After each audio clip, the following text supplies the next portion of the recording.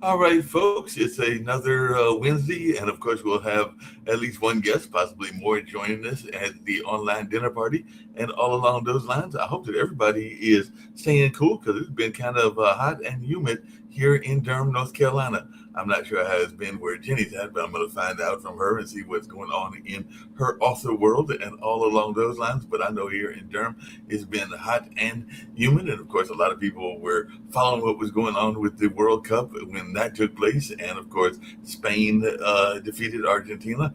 And definitely, folks are still either rejoicing or sad about that, depending on who they were rooting for, and all in that space. I know that I follow baseball, as does my aunt. She's a big Dodgers fan because apparently that was my grandfather's team, and all along those lines, and she's been following in that tradition. And I was not really into baseball until I went to Milwaukee back in the 80s. And ever since then, I've been a Brewers fan. And a lot of times they disappoint me because they make it to the championship and then they don't win the championship. I know that they had a good run when I was in school and actually made a good chance at the pennant and all along those lines. But that was back in the 80s.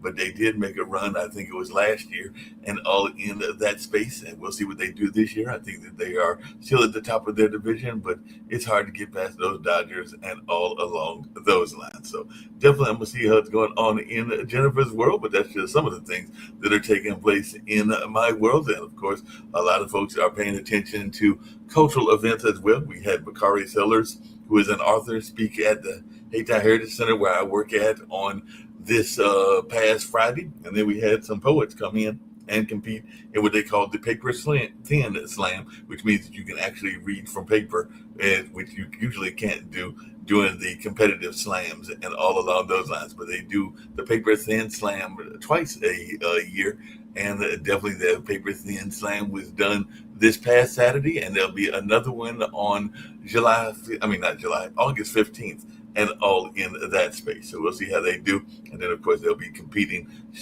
in the near future to pick another team to go to the regionals. The last time they went to the regionals, which is about a month and a half ago, I think they finished in about eighth place out of about 30 competitors. So that wasn't too bad. I know we like to make the main stage, which means you're in the top five, but it's been a minute since we've done that at the Hayti Heritage Center. But we'll see if that can change or not change, and all in that space. And I know August 8th, they're planning a Black Business Expo, and that'll be taking place.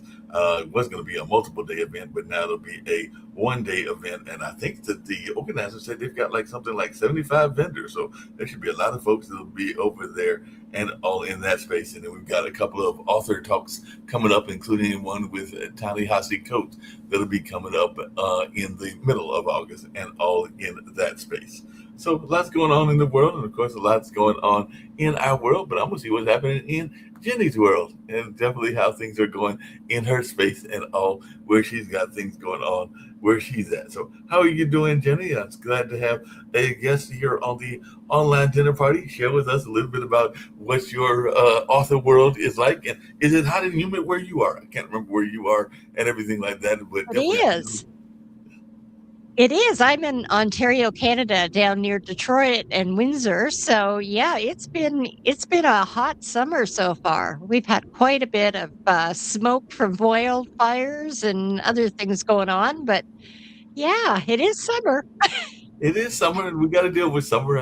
One of the running jokes We I used do. to do the summer. One of the what I just judged one of our festivals and pick some of the musical acts for our street festival, and now they will decide because I'm just one of a few judges. They'll decide who actually gets into our annual street festival that'll be in September. So it should be a little bit cooler. But there was another festival that I used to do regularly called the Festival of the Eno, which was at our state park or one of our state parks, and that was always in July. I used to joke with them that that was not really about the celebration of the country's anniversary and all in that space, but it was really one big birthday party for me because my birthday is also in July. So I just figured it was one big birthday party for me, not necessarily for the country and everything like that, and not celebrating the state park and not celebrating the artists and everything else that is out there at that particular festival. This year it'll be in September because Chantel did some serious damage to that particular park, so they did not hold it this Oh, year. But I was glad that they didn't hold right. it this year because it was like 100 degrees, and I have worked in it when it's been 100 degrees, spending a lot of time in the hospitality tent, drinking watermelon, getting food, and trying to stay as hydrated and as cool as possible. They even have like those water misting tents and all along those lines when it was outside, and it was there for decades and all along those lines. So we'll see if it comes back in 2027 or 2028. But this year they'll be in a inside venue and they'll be in September. So they'll still be continuing the festival, but it'll be on a scaled down version. Sounds interesting.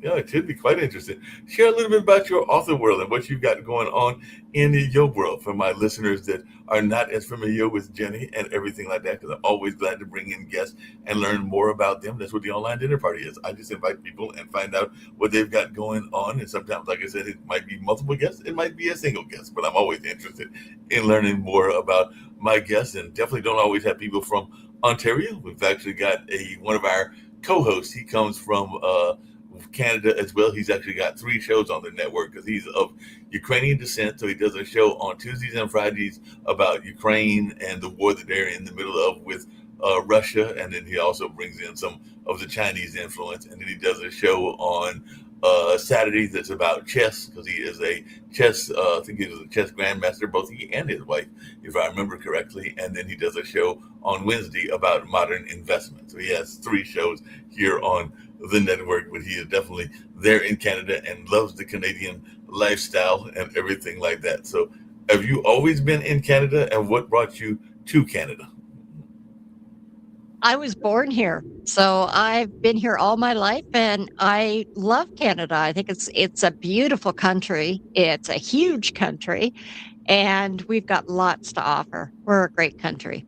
Yeah, it sounds like a great country. I know there's been a lot of talk about tariffs and other things, which it doesn't make any sense to me. But what I've heard good things about your leadership and everything like that. So it does seem like he's got some a good shoulder on his head and all along those lines. But it definitely sounds like a great country. I had a cousin that moved up there, and I think his kids were born up there because he married a native woman that was up in that area. He claims the native side of our ancestry because our ancestry is definitely blended and all along those lines. But he has got his own company, Will Hedge Pets, called Red Eye Supply, and I think he's moved into one of the northern states. I want to say it's either North Dakota or Oklahoma or one of the northern states, and is now with his second wife. Unfortunately, that wife did not work out, and they just had a newborn. So he's going through that whole new life situation and all along those lines. So, sometimes things work Oh, out. I feel sorry for him.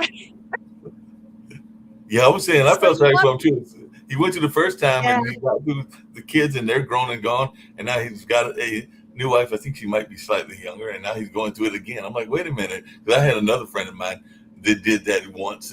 She had 2 grown kids. She was here in Raleigh. She was a model. I need to get in touch with Miss Patton and everything along those lines. But I know that she married a minister late in life, and I want to say that when she married the minister, I don't think he had any kids, and she was basically like, you got a couple of shots to give me a kid, and if we don't have a kid, there's not going to be any kids. But he was fortunate that they did have 1 daughter. I don't think there's any plans to have any more than one. See, the daughter might be a preteen by now and everything like that. But yeah, I don't get it. Sometimes people have kids late in life, and sometimes they have them in their second go round and everything like that. But sometimes that's just the way life treats you and everything like that. So share a little bit about Yeah, your for book sure.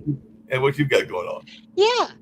So I have recently become an author. So I've only been an author for about 2 years. I write medical thrillers, Right. and that's because I'm a retired RN. I actually had brain tumor surgery 2.5 years ago. And what happened is that it changed my personality and it changed my likes and dislikes. And as I was recovering, I discovered writing as a way to heal. And so that's kind of where the writing journey started. Wow, that's a great. And how did it change your personality? Because I've heard sometimes when people get sick that they change their personality because they have to adapt, and all along those lines. I know that one of the things, I have a brother who is fighting MS, and ironically, he says that he has to understand that in some ways the disease does define him. I know he wrote a Facebook post about that, and all along those lines, because he has to make adjustments based on what's going on and the way that things are going in terms of him getting to restaurants and getting around. Because I know he walks around sometimes with a cane or a walker or something along those lines. And actually, ironically, our aunt passed away with that disease, but she lived with it for a number of years. I think she lived with it through probably about 2.5 or 3 decades and everything like that. So it is a disease that, even though it is definitely a disease that is going to eventually take your life, it can be a slow process. And with modern medicine, it can even be a longer process. And they've definitely done some more modern things that give you the ability to have a good life and even a long life, maybe even as long as the average age, depending on how you depend on your and handle your treatments and everything like that. So how did your medical journey go, and how did you get influenced by it? Well, my medical journey was different than a chronic one. It was more a very distinct and instant kind of thing. I actually wasn't feeling one day, ended up in hospital, and when I thought I was having a stroke, they did the scans and discovered that I had a very nasty brain tumor Wow. sitting in a particularly difficult spot. And they didn't think they were going to be able to do surgery on it, which meant that it was going to kill me sooner than later. I was able to find a neurosurgeon who was willing to take the risk. And he did my surgery in January of 2024. And I ended up in a coma. And when I woke up from my coma, I had lost most of my memories. I had to relearn how to walk and talk. And I didn't recognize my husband at all. So my journey has been very different than, say, somebody with a chronic illness, but you do change in terms of having to adapt to the new normal. So for me, my new normal is I became an author. So I went from being retired as a nurse to I now have a full-time job writing as an author. I do a keynote speaking on my journey to share the message of hope that you can reinvent yourself after a trauma. And I'm soon to be a TV host, just like you. So, yeah, so things have certainly changed. I'm on a journey that I'm having fun with. And as far as I'm concerned, that's what life is all about. If you could get away with it, is doing what you love and having fun. And, I've written two thrillers now. The first one is called The Triggering Scent. And as I said, it's a medical thriller. And my main character, who goes throughout my series of books, I'm on book 3 now. She is a registered nurse who had a brain tumor, and I basically put her through what I experienced. And of course, I made hers a little bit worse because it is a thriller after all. And I gave her some challenges that she had to overcome. And it actually helped me heal because I wasn't able to speak at the time. So as I was writing the book, I was able to put my feelings and my emotions and how I was doing into my character, and she reflected what was happening. So I basically expressed myself through her. So it's been a fun journey. I'm planning on continuing the series. As I said, I'm on book 3. And it basically follows a nurse who works in different areas of nursing, and just like I did over the course of my 33-year career. And one of my favorite places to nurse was in an ICU trauma unit. And so in the first book, that's where I put her. I put her as an ICU nurse, trauma nurse, and I have her going back to work after brain surgery. So you can imagine some of the challenges she would have, as well as some of the ethical and moral issues associated with that. Do you really want a nurse who's had brain surgery looking after you in an ICU kind of thing? Well, So that's kind of how, yeah, how it started. And that makes a lot of sense and everything like that.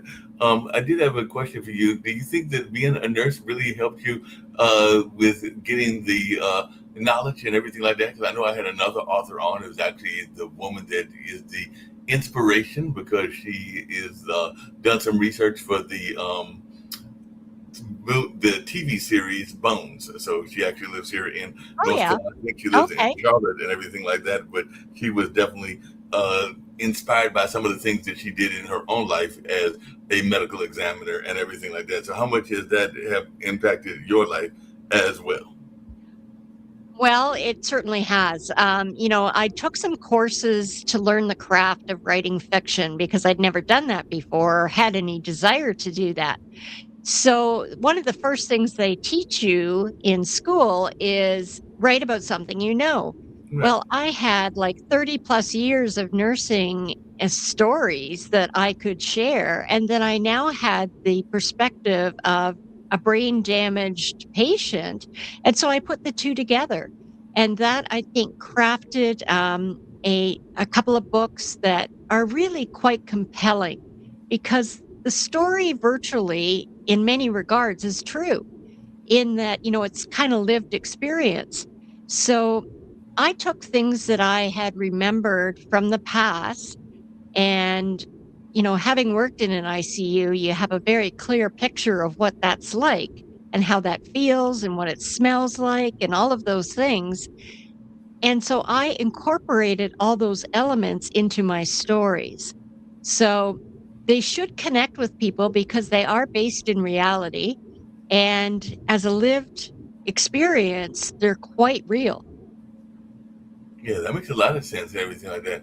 And you said that you were in a coma. I actually had a friend of mine that went through that same process. He had a stroke, and he's actually one of my best friends. And all along those lines, we've actually worked on the road to the Apollo for about 11 or 12 years, and that's now on hiatus. But we're hoping to bring it back at some point or another, and all along those lines. But it's definitely very fascinating because I know he was in a coma for a while, and I don't know how much his memory was impacted, but he does remember most of the things, even from the past, even though sometimes some of those memories are clouded and everything like that. So I just wondered how much is your own memory still impacted by your stroke? Because, like I said, my friend Ray Pascal has definitely been gone through that, and that's went on. I think he's had a couple of strokes and everything like that. But I'm just wondering how much was that impacted, and what advice do you give to other people that are gone through that coma process? Well, memories are still very much impacted. Now, what I found was with writing specifics about hospital settings, a lot of things came back. So as I was writing, things were triggered. And that's kind of how your brain works. It's basically a big filing cabinet of all your memories. And as you can create pathways to get back to those memories that they come back. So I'm sure over time, as each day goes on, more and more will come back. But for example, my relationship with my husband is completely different because I don't remember him and he has 30 years of memories. So, that creates an entirely different dynamic. And we've basically had to start over, and we're a married couple living in the same house, working together, but we're more like friends than we are husband and wife because we're starting over. We're back to like dating and rediscovering each other and figuring how this is going to work. And you know that's been probably the hardest journey of all. Wow. So that's been the hardest memory that you've had, and all along those lines. That's fascinating because I know that a lot of times people are wondering about that. What advice would you give to folks that are thinking they want to be authors, whether they've gone through a traumatic process or a non-traumatic process? Because there's a lot of folks that they're just saying that we all have a book in us, and all along those lines, sounds like you had three books in you based on your life. But what is your advice to those that are thinking they want to be authors? Well, I hope there's more than 3 books, but anyway, yes. So what I would recommend, certainly worked for me, was, learning the craft of writing. I mean, there is a definite skill to it, there is structure to it that you do have to understand and be able to use so that it makes sense. You got to build your characters, you got to create your plot, you've got to make it plausible, you've got to, tie up all the loose ends. So there is structure that is needed. And, I would say for anybody who's interested in writing a book, to go ahead and try. But the more education you have behind you, I think the easier it will be. And one of the first lessons they shared with us is write something that you know. Well, that was obvious for me. And, if you're wanting to write a book, pick out something that you're comfortable talking about, something that you know inside and out. Because what you'll find is once you have a structure, the book actually writes itself fairly quickly. Yeah, that makes sense. I know that I've got friends that are in the movie industry and even a few in the television industry as well. Like I said, I did talk to that lady that was with the writer that kind of inspired the Bones and all along those lines. But have you already thought about turning your book into either a movie or a TV series? And if so, have you gone through that process of trying to shop it around and everything like that? Because it sounds like it could be a very intriguing show for either television or film. Well, I did have the opportunity to go down to Hollywood to the McCord list and be interviewed by them. And in chatting with them, they allowed me to pitch it to a couple of people. Now, whether it goes anywhere, I don't know. They did offer me a TV show where I'll be talking to other authors and actors and screenwriters and people, directors about what stories are made of. It's going to be called Inside the Story, Confidential, and it's going to be basically a discussion like what we're doing right now, talking about characters and why they were memorable, and plot lines that people will never forget, and things like that. So I'm looking forward to that as a new opportunity. Of course, that's way out of my wheelhouse too. So I'm willing to give it a shot and see how it goes and learn the process, which is kind of exciting. It But sounds like hey, anybody in the movie or TV world who you want to shop it to, let me know. I'll be glad to do that. I know. I've got a couple of friends actually. One of my good friends, Ronnie Warner, wrote the film This Christmas, which is kind of like an African American version of Home Alone, but he's also done other films as well. He did that with Mekhi Phifer. Then I've just become acquaintances with the gentleman that had worked with Chadwick Boswick in one of his movies. I think he worked on We Will Be Kings and all along those lines. So I think that was the title of the movie. But I know that Logan is working with my cultural arts center, and there are a couple of other people that I know that are in that same space. So yeah, there might be some opportunities to talk to some folks in that particular industry and seeing if that couldn't be a source of getting you on. I know one of the things that we talk about often on this show, and it sounds like you had to deal with it in your own way, but I'd love to hear your thoughts around this. Is one of the things we talk about on this particular show and a lot of our other shows is the notion of the imposter syndrome. I know that I can be notoriously bad with the imposter syndrome because I can sometimes talk myself out of job opportunities as well as romantic opportunities because I am still in the single space myself, even though I am in the age just turned 64 3 weeks ago, and literally 3 weeks ago, and everything like that. But I was Wow. just wondering your thoughts around the notion of the imposter syndrome because I know a lot of people talk about it, but they don't always know how to deal with it. And like I said, whether it's been jobs or romances, I know that I have had that little voice, that chirping voice inside, tell me all the reasons that I didn't need to do it when I probably just needed to go for it, and all along those lines. So, how did you deal with the imposter syndrome, especially coming from a traumatic environment with what you went through with the coma and the whole medical emergency? Well, it's kind of funny because I don't think I had the imposter syndrome. I think I was, it was what it was. I think it shaped who I am. I think it shaped my story and how I have moved forward. Um, I know I feel a little of the imposter syndrome when it comes to, hosting a TV show. I mean, I've interviewed a lot of people over the years for various things, but certainly never hosted a TV show. So, but I'm open to learning, and maybe that is the thing that overcomes the imposter syndrome is when you think when you think you know it all. I think that's where the problem is. So being open and honest and saying, hey, This is not something I'm used to doing, but I am certainly willing to give it a try. Tell me what to do, show me what to do. I'm willing to learn. And I think life is a lifelong journey. So I think what helped me recover the most was the willingness to try something completely new. I think when they were in there playing with my brain, trying to get that tumor out of there, that they, they tweaked some things in my brain and maybe turned some areas on that hadn't been turned on before. Or, I was able to spark some new things happening in my brain. But either way, it kept me going. It kept me seeking out opportunities just like this. Every time I meet somebody new, I mean, the world is so connected that you just never know what opportunity comes next. And, by just taking a chance and going down to Hollywood and having a conversation on TV with Rachel McCord, I mean, that opened new doors and new opportunities. And I'm grateful for that. And I'm having fun. So why not?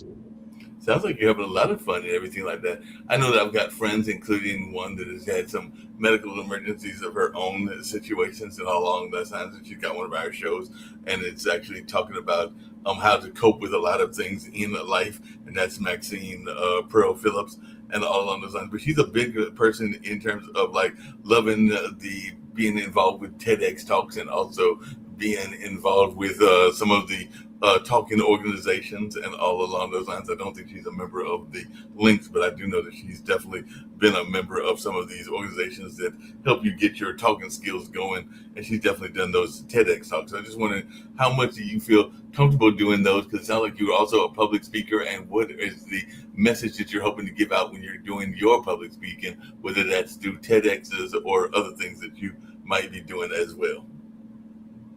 Yeah, well, as part of my author journey, I sort of delved into the idea of public speaking, and I'm taking some courses again, some education on how to do that well. When I was a professional, I used to be up on stages giving presentations to other healthcare workers all the time, and chairing meetings and running things. So I'm very comfortable, really, getting up and talking. Um, Perhaps maybe too comfortable getting up and talking. But having said that, I'd love to try a TEDx talk. I think I have value with my nursing background and my patient experience of being able to share a message of hope that you can rebuild your life after trauma and you can find ways to strive forward, have purpose, serve others, and have a good time doing it. And I think, we all have a role to play in this world. And I think mine is to continue to serve others. And there's a variety of ways of doing that. When I became an author, it did heal me, but it also gave me a vehicle to not only communicate and to entertain, but also to raise challenging questions. So, what I do is I weave into my books a lot of the issues that are happening in healthcare right now. Things like, nurses not being respected, things like violence in the workplace, superbugs, tight budgets, constantly working overtime and being exhausted all the time. Those are key things that affect patient health.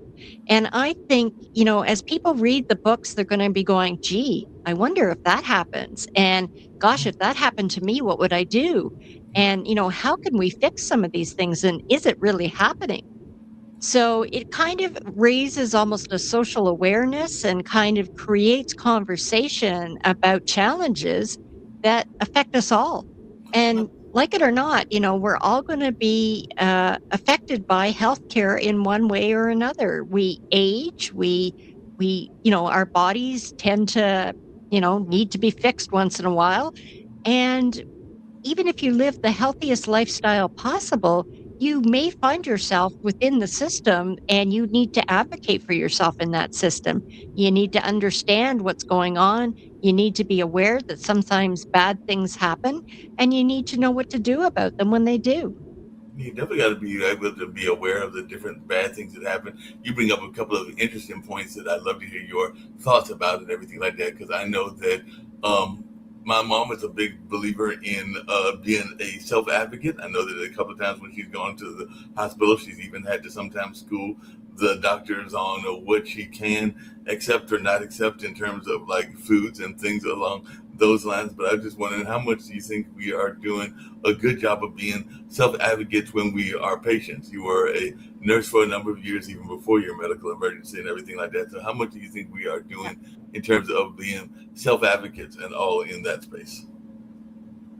Well, I think we could all do better. Communication is key with your healthcare provider, whoever it is, and whatever situation you're in. The more information that they have, the better the decisions that they can advise you on. So, having said that, there's nice ways to advocate, and there's not so nice ways to advocate, and that really results in violence in the workplace in a lot of ways. So. Um, as a nurse, I was always yelled at. I was called names. I had things thrown at me that were not nice things. Wow. I've been bitten. I've been strangled. I've been punched in my face. I've had a black eye. Um, I've had, people cut their wrists in front of me and splash blood all over me and those kinds of things. So when you look at that and you look at what people have to deal with every day as they go to work, you have to understand why the profession is struggling. I mean, really, who wants to go to work and have to deal with that every single day? Well, Nobody. it's So definitely you can understand, yeah, you can understand why nurses are leaving in droves. And you can understand when they're being told that th're not professionals.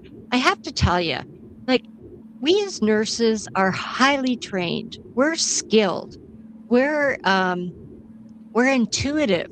We are the people who keep you alive. And when you don't respect that, then that's challenging. So, in terms of advocacy, you have to work with your care provider. If you're having a bad interaction with a healthcare provider, you have to remember that they're human and they're having a bad day. Um, because you're human, you're going to have good days and they're going to have bad days, and that's going to reflect on the care that you get. So if you notice you've got an exhausted nurse who just feels like she's never going to get caught up, she's going to have to work longer than her 12-hour shift to get everything done, and she snaps at you. Well, acknowledge that you must be having a tough time. I could see how tired you are. Here's what I think might help you if I tell you about this and you explain whatever it is that you need to advocate for. So, it's a two-way street, right? Communication is key.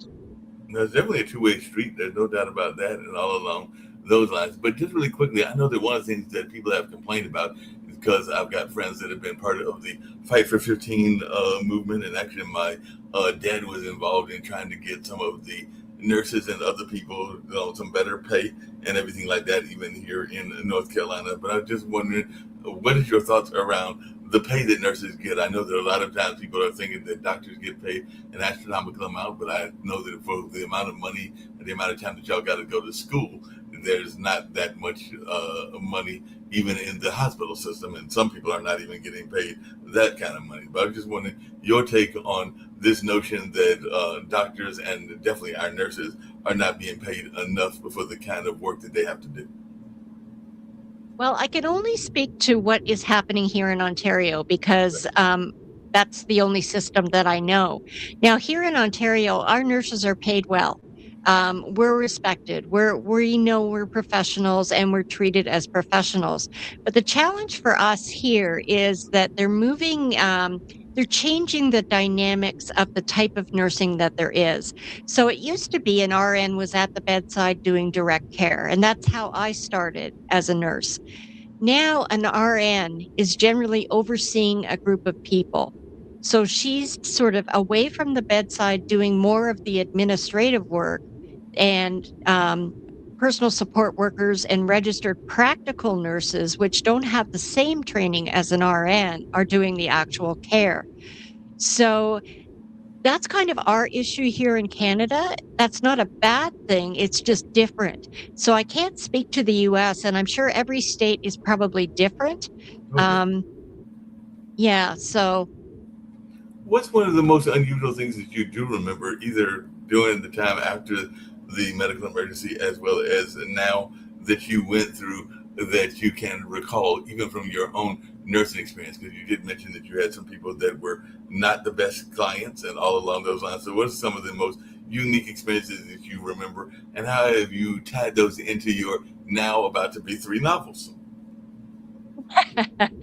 Oh, unique experiences. Oh my goodness, there's so many. I worked both in the hospital setting, in public health, and in long-term care or nursing home world. Um, Probably the most challenging and difficult were murders that happened. Now, Yeah. they didn't happen on my watch or necessarily in my facility, but, when you're a healthcare worker, it's like a big family, right? So you kind of are connected to it all, and it's very personal and it's very, shocking. Mhm. So, with dementia patients, for example, it's not uncommon for there to be a lot of assaults between residents.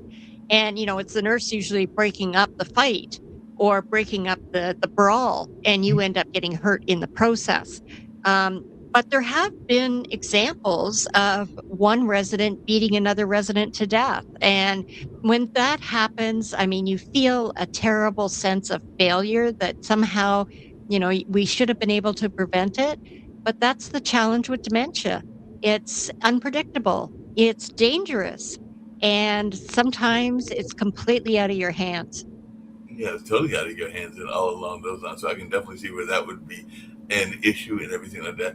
What is something that surprised you when you went through the coma experience? I know you said you had to uh, reintroduce yourself to your husband to some degree, and y'all almost have to do like a recording, if I can call it in that kind of sense, and everything along those Yeah. lines. But what are some of the other things that surprised you about the whole coma experience? Because I imagine that there were probably some things that are basic for most of us that you might have even had to relearn and all in that space. So definitely, what are some of the things that surprised you about the coma experience? I know that some people have said that they have had out of body experiences. I consider myself more spiritual than religious, but I do think that spirituality and the understanding that we are multidimensional beings, because I consider myself both a spiritual being as well as an intellectual being, as well as an emotional being, and a number of the other senses and the abilities that we have and everything like that. But I have heard people that have gone through life-threatening kind of situations and said that they reassessed their life and everything along those lines. So I just wondered your thoughts about this, if it got you to think more about your own mortality and all along those lines. Well, actually, as a nurse, I thought about my mortality all the time because one thing you notice as a nurse is that life is precious Right. and you're grateful to be alive and functioning. So that's the first thing. Now, I agree with you. I think I'm a spiritual being having a human experience, which means that, yeah, my body needed to be fixed. But, from a spirit perspective, there was something carrying me along to keep me well. Um, Now, in terms of the actual coma, I didn't know I was in a coma. I remember hearing voices, and I've had patients tell me that they can recognize my voice when I nurse them in an ICU. So that element of understanding and hearing is probably one of the last senses that you have that leaves. So that's one thing. And that's important because if ever you're dealing with a loved one who's in a coma or unconscious, continue to talk to them. They may very well be able to hear you. I can't say always, but I can say from my own experience that I remember hearing voices talking to me, and that was comforting. Now, having said that, I did not have like an out of body experience. I did not, you know, because I think my nursing background, I kind of already knew what the expectations were going to be if and when I survived the operation. So, having survived the operation, I was just so grateful to be alive that I wasn't really overwhelmed at the time. I just remember kind of thinking, yeah, I've got some issues. I'm going to have to deal with these. But hey, I'm breathing. I'm here. I've got an opportunity to go forward. So I think it's different for everyone. And, I think each experience is unique and we learn from those experiences, but I can't say that I mirrored any of those experiences other than what I shared with you. Yeah, that makes a lot of sense. I know that one of the things that people, and I hate to admit it, I'm guilty as well. I told you that I had that friend that went through that coma and everything along those lines. And if I have things that I am guilty about, there are things that we do in life that we wish we had not done. And all along those lines, I know that there was a miscommunication with me and one of my, well, actually my brother, the same brother I just mentioned earlier, that I missed one of my great uncle's funerals. I had another situation with a young lady that was a little bit on the jealous side, so I missed another friend's funeral because they were too busy kind of being controlling, for lack of a better term, and all along those lines. But I do know that when my friend was in that coma, I hate to say it, but I did not visit the hospital because I'm not a big fan of hospitals, and all along those lines. I did go to see my dad when he was in a kind of a living, kind of like one of those treatment centers, like when you're in between going home and after you've had the hospital stay and everything like that. So it's Right. kind of like it's not assisted. Yeah, I guess it is to some degree assisted living and all along those lines. But definitely, yeah, I went to visit him a couple of times over there. So I did go there and I visited some other friends when they were in the hospital. But no, when Jimmy was sick, I did not make it because I'm not a big fan of hospitals at all along those lines. So I'm just wondering, is that something that we have to get past our stereotypes and our own fears and everything? Because I know a lot of people are not the biggest fans of hospitals because of their own experiences or just because of what hospitals represent, which means that your friend is very sick and very Yeah. ill and all along those lines. I mean, we're still best of friends and we still talk on a regular basis and we hang out and everything like that. So I know that that's just one of my great regrets, for lack of a better term, and everything like that. Well, I think everybody's feelings are valid. We're all scared of different things. And quite frankly, even if you wanted to go visit your friend in the ICU, they probably wouldn't let you. They usually have pretty strict restrictions about who can come in. And it's usually one person or two people maximum. And it's only for a couple of minutes at a time. And then you have to leave because intensive care units are busy places and lots of things are going on. And I remember, we would actually almost give a pep talk to families before they walk through the doors of the ICU to kind of prepare them because it's something out of a science fiction movie, with all of the equipment and the sounds and the noises and the smells. And it can be very overwhelming for people. When you're a nurse, it's just part of the job, right? You don't look at it as anything daunting or overwhelming because it is what it is. To the average person, it would be walking into like a major data center and trying to pinpoint one computer somewhere in the system that needed to be plugged back in. So, I mean, it's just whatever it is that you're used to. So I don't think there's wrong feelings when it comes to hospitals. Hospitals, have a bit of a history of not being fun places to be. I mean, people are sick, people die.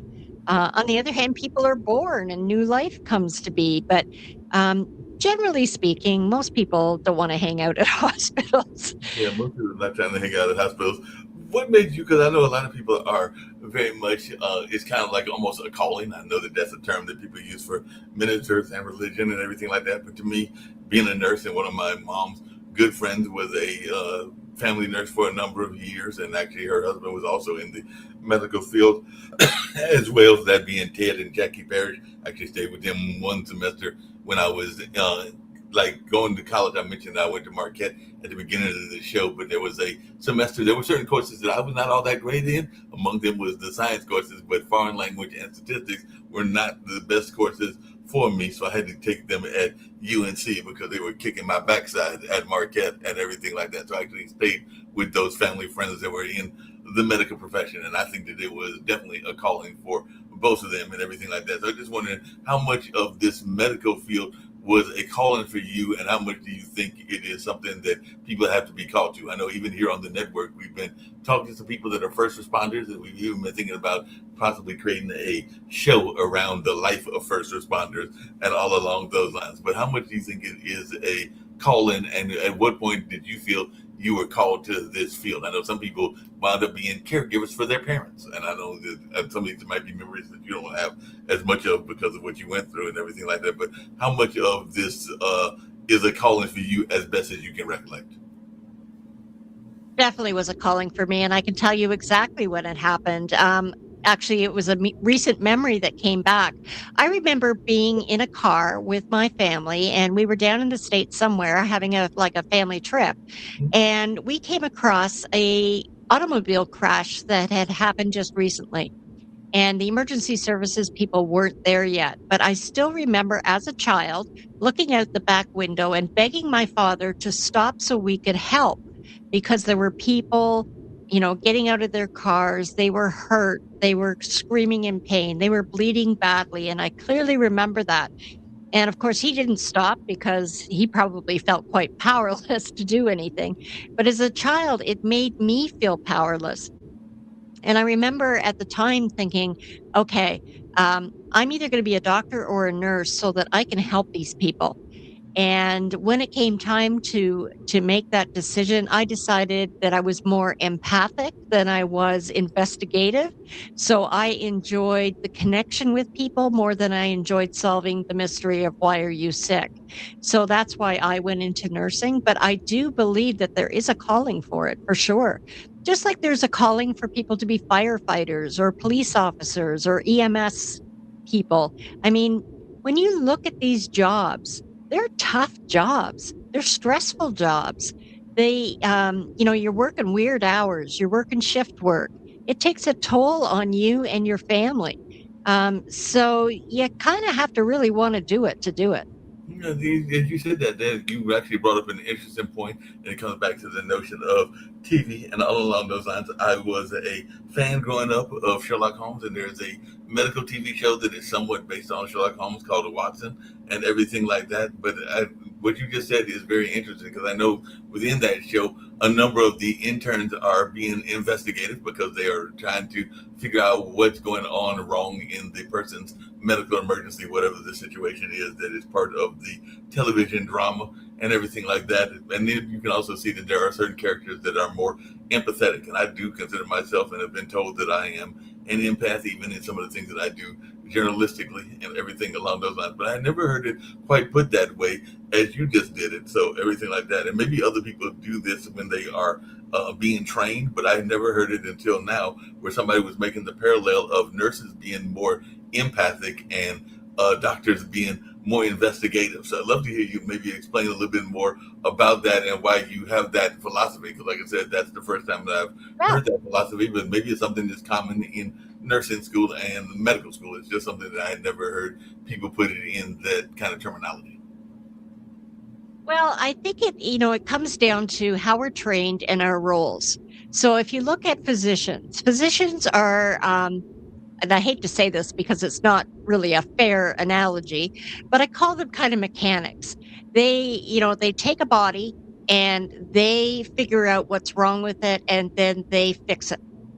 So, it's kind of a short-term relationship that you have with their doctor. You go in and I say, I'm not feeling well. Here's what's happening. They look at your symptoms. They come up with a couple of ideas. They do tests and they figure out what's going on. Whereas a nurse. So we're trained differently. We're trained to understand the medicine. We're trained to have the same physiology understanding that doctors do, just not as in depth as doctors do. They get down to the really nitty gritty cellular level of why things go wrong. Whereas nurses, we understand the bigger picture, but we are trained to look at the person as a whole being. So it's not just your physical body that we're trying to fix. It's, how's this affecting you emotionally? How's this affecting you socially, spiritually? How is your family impacted by this? It's a much larger scope of practice than physicians. And physicians tend to specialize in different areas. And nurses do too, to some extent. However, what we learn can be applied regardless of where we go to work. So, as an example, a physician might be a specialist in bones. And so they're called every time there's an injury to a bone, and they're the specialists who fix those bones. A nurse, she might work on the floor where the person having their bones fixed hangs out. And while those bones are healing and the casts are being put on or the surgery's happened, they're looking at the bigger picture, the whole person. Okay, so how's this going to affect your ability to walk? What do you do for a living? How's this going to affect your ability to do your job? Are you going to have pain? And how are we going to work with you to find not only the medicine to help you with the pain, but other things like heat and cold therapy, or getting you connected to the right physiotherapist, or so it's a much different kettle of fish, really. Yeah, definitely a much different kettle of fish and everything like that. You brought another interesting point that I'd love to hear your thoughts about.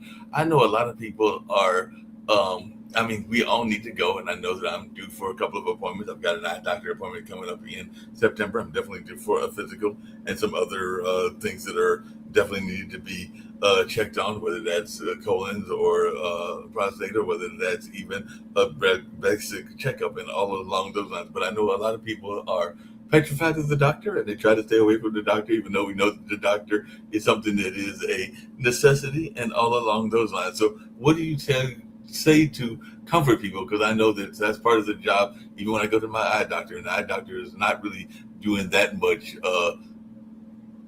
painful kind of examination. I mean, there are parts of it like the kind of like the eye drops and everything that aren't all that comfortable, but they're not as bad as some of the other exams that you face and all along those lines. But I know that one of the jobs that the nurse has, whether it's the nurse at the optometrist office or just nurses in various other offices, is to try to comfort the patient, because a lot of times there's that whole notion of, like, even the dentist, the people are afraid of hearing that drill noise and everything like that. So how do you deal with that whole notion of people having fear of their medical providers? Well, again, I think that's partly because society has kind of programmed us to believe that in some ways. I'm one of those people who doesn't like to go to the dentist, but I know I need to go to the dentist. But there's some other things in play here. Um, First of all, prevention is key. I mean, if you can stop yourself from getting sick in the first place, isn't that the best thing that you can do? I mean, there's nothing worse than seeing people who have abused their bodies, for lack of a better term, end up in hospital suffering because of the outcome of that stuff. So if you gorge yourself on junk food all the time and you eat fast food all the time, um, that's not good for you. And if you don't exercise, that's not good for you either. So if you combine a series of things and you end up in hospital, and as a result, you end up having heart problems or digestive problems or things like that, well, those could have been preventable. And that would eliminate your fear right from the get-go, because you're in charge of that, right? You have the ability to eat healthy food and to get some exercise every day. And, I'm one of those people too. Like, I eat junk food once in a while, and, everything in moderation. But here's the thing. If if we all stayed healthy, that would change how we feel about healthcare. Now, there's also the difference in systems between our countries. So I'm in Canada, you're in the States, and Yes. we have different healthcare. So I know some people avoid healthcare because of the expense, and I hear Mhm. that and I get that. We're very fortunate here in Canada in that if you don't feel well, you just go to the doctor and you'll get looked after, no questions asked, not a penny spent, because our taxes pay for that. But I Yep. know it's different in different parts of the world. And so I totally understand why people say, I can't afford to go, or I'm afraid to go because it's going to cost me a small fortune. Or if I end up with, a heart attack, I'll end up losing my house because I have to pay for the health care. So I Exactly. get that. So we need to find ways to change systems to alleviate that fear and terror that people have around healthcare in general. Because they definitely got a fear around healthcare, but then you also have to be cautious. I know that even in talking to my mom earlier today, she had a dizzy spell and everything like that, but it was just from a sudden movement, and she's definitely in good shape and all along those lines. But even her, I was telling her that I had gone to work and it was raining and all along those lines, so I had a slight slip, and it was not a major slip or anything like that. I think I got maybe a bruised toe out of it, and definitely some slight damage to the finger, but nothing that was worth going to the doctor with. I can definitely get a band-aid at my job, which is actually ironically where I was heading to, and I did manage to dust myself off, even though it was a little bit wet. But the use of fans and other things can get you dry, even if you get slightly wet and all along those lines. But as she told me earlier today, I know that I have to be cautious. She's in her early 80s. She's 84, and she's like, and I know that I'm no spring chicken, and I know that I had you some when I was 20, so that means that you're 64, so you're not a spring chicken either, and everything like that. So we have to definitely be aware of what's going on with our body, and even pay attention to some of those warning signs and everything like that. But I mean, we also know there are certain things, like you said, we want to avoid the fast foods, and we probably need to do at least some form of exercise, because a lot of us have become very sedentary because of the way of life and everything like that. So what do you say to people that are like saying that they don't need to stretch? Because even if you're doing computer work, I think you probably need to go out and stretch, and even maybe get some of the fresh air from nature and all along those lines. So what is your take on some of the things that we can do to make our own lives healthy? You know what? It doesn't have to be difficult. It doesn't have to be complex. You don't have to join a gym or anything like that. Just going for a small walk in the morning or after dinner, just getting outside and getting some fresh air is absolutely important because it helps you reset yourself. Um, you know, it's amazing how if you just take a break from life for 5 minutes at a time, sometimes it makes all the difference in the world. And the bottom line is if you don't use it, you're going to lose it. So if you stop walking, say after a foot injury, well, it's understandable that you don't want to walk on your foot because it hurts, or your doctor said, stay off your foot for 6 weeks. But you're losing, um, you're losing the ability to walk with each time that you don't make that effort. So you do have to follow your doctor's orders, obviously, because they do know what they're talking about. But for the majority of us who are just downright lazy, and I'm one of them, I get into that as well, because when I get writing, like, it's nothing for me to sit down for 12 hours a day and write straight through and not take breaks, and I have to, be reminded to get up and move around, get that blood flowing again so I don't develop a blood clot somewhere. Right. And so, it's easy to say and it's easy to do, and I'm just as guilty as anybody else.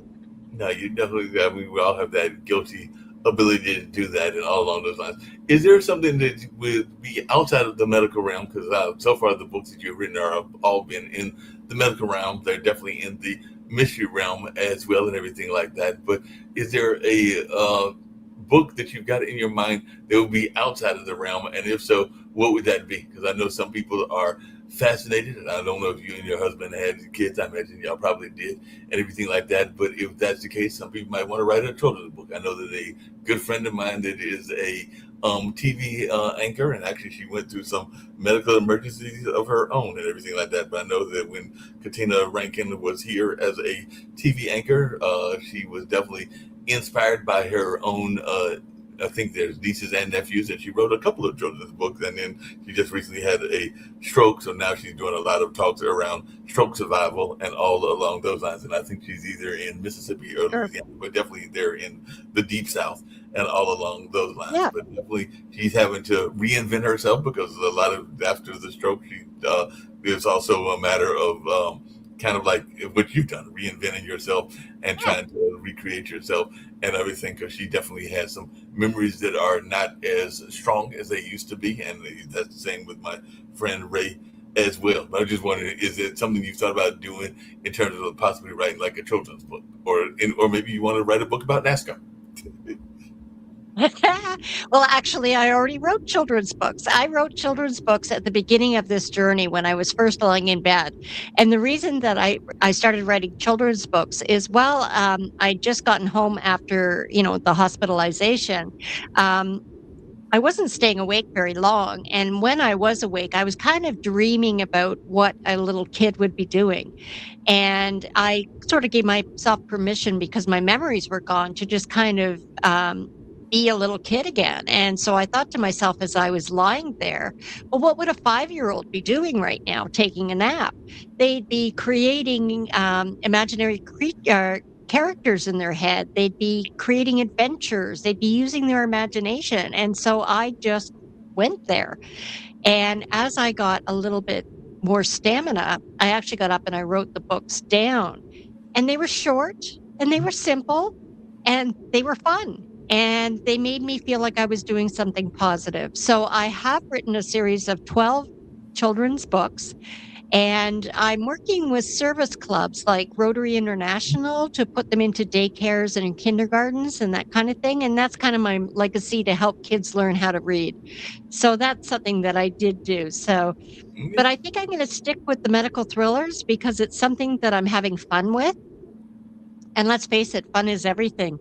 And, you know, I'm looking at the time here and I'm seeing it's already We 5 o'clock. we can wrap up. It usually goes anywhere from an hour to an hour and a half, and all along those lines. But just Ah, really quickly, okay. one of the things that I was going to tell you, just really quickly, is that I do know that I had a pleasure to work during the pandemic with a group called the Funky Eye Puppets. You can find IPC on Instagram Oh, and other places. It stands for I Paint Creatures and all along those lines. But one of the things he talked about was that sometimes we need to get out of our heads, and there were professional actors as well as people that were doing it as a hobby or an interest and all along those lines. And even when we were doing some of the improv and some of the practice things, that sometimes we would have to get out of our head because a lot of times we're too caught up in the adult part of life. And I know one of the things that he talked about is this notion of play, and sometimes we don't do enough play as yeah. adults and everything like that. So I just wanted your thoughts about the notion of play and whether we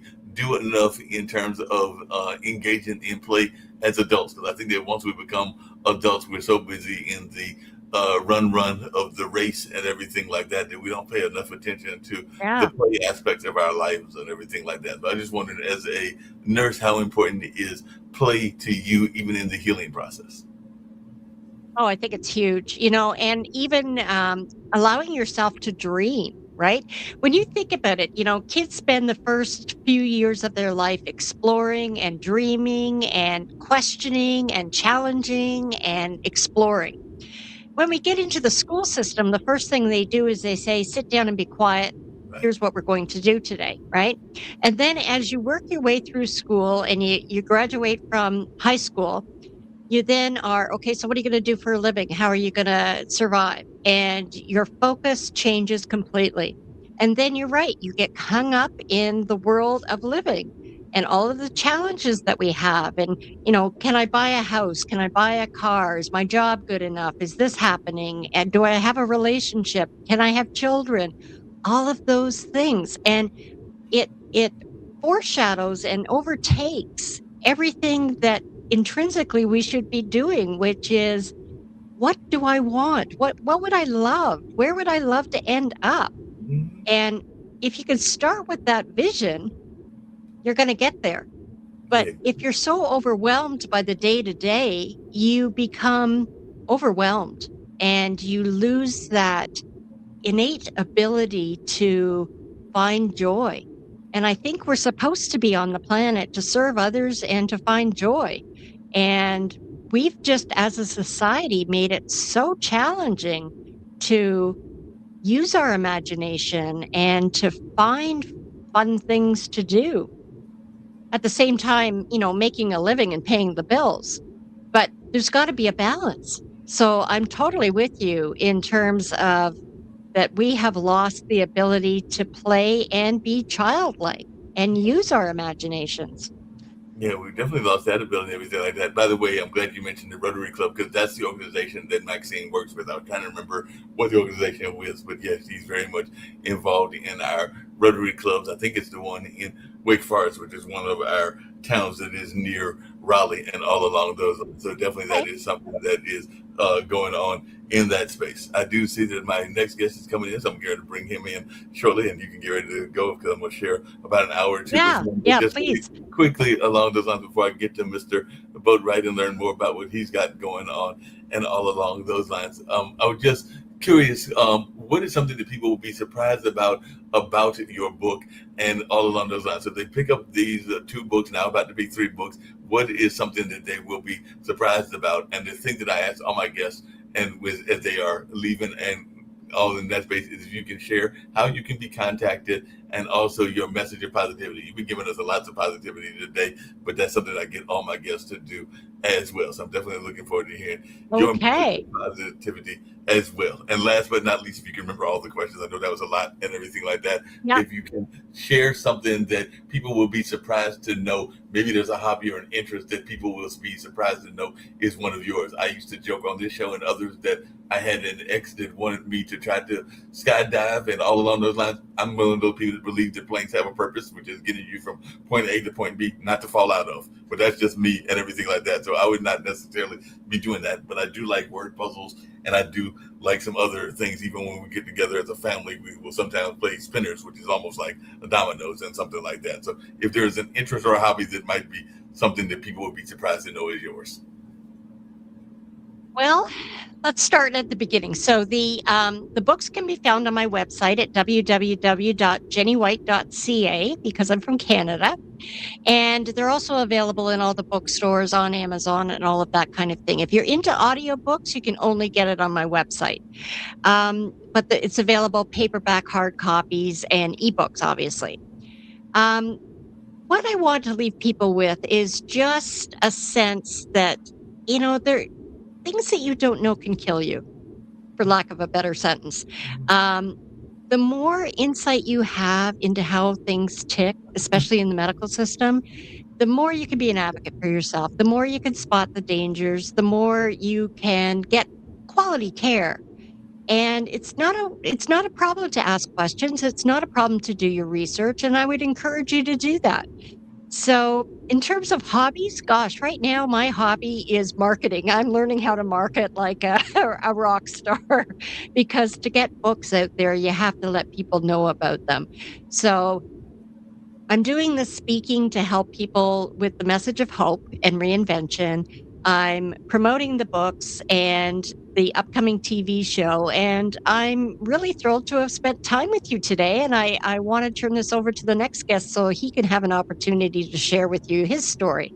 I'm looking forward to that and everything like that. Going to bring in Mr. Boatwright, who runs the Center for Pan African Studies, and let you get on out of here from Canada and all along those lines. Okay. But definitely glad to have Mr. Boatwright join us and all in that space. But yeah, you can get ready to get on out of here, and I'll share some time with Dennis and learn more about his Center for Pan African Studies. But you were a great guest, and I'm sure Dennis will be a great guest as well. So I appreciate you being on, Okay. and look forward to hearing you in future stories. Okay. Thanks, Mark. I enjoyed it. Take care. Take it easy. How you doing, Dennis? It's good to I'm have you. doing fine. How are you? I'm doing good. I ran across your friend at an event at the center and the Haiti Heritage Center, which of course is named partially after the country of Haiti, because definitely that influenced some of the people that are tied to Black Wall Street and all along those lines way back when it was founded in 1869. It was founded by freed slaves, and of course some of those had been inspired by Toussaint Louverture and everything like that. And of course I live just literally around the corner from the John Hope Franklin Center, which is part of Duke. And I'm sure that you've probably done some work with that center and maybe even knew John Hope when he was living and everything like that, because he was definitely a famous historian and all in that space. And I knew him both personally as well as a associate and all in that space. So just share a little bit about your Center for Pan-African Studies and what you've got going on in your world, because I know a lot of people, sometimes they hear that term and they're going like, what does Pan-African mean? And I've always thought of it as us connecting to our African roots.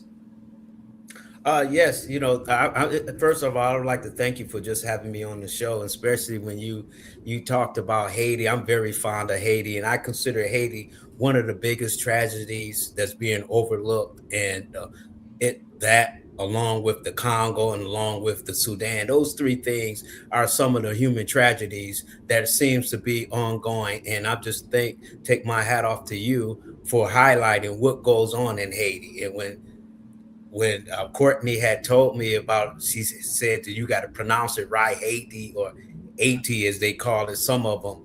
I just took my hat off and smiled that somebody's on, the plight of Haiti. But just to answer your question, as you said, my name is Dennis Boatwright, and I'm the director at the Center for Pan-African Studies, a civil society organization based in Detroit, Michigan. And what we're trying to do is we're trying to build solidarity with the continent of Africa and connect the continent of Africa with the diaspora, because we see them as one.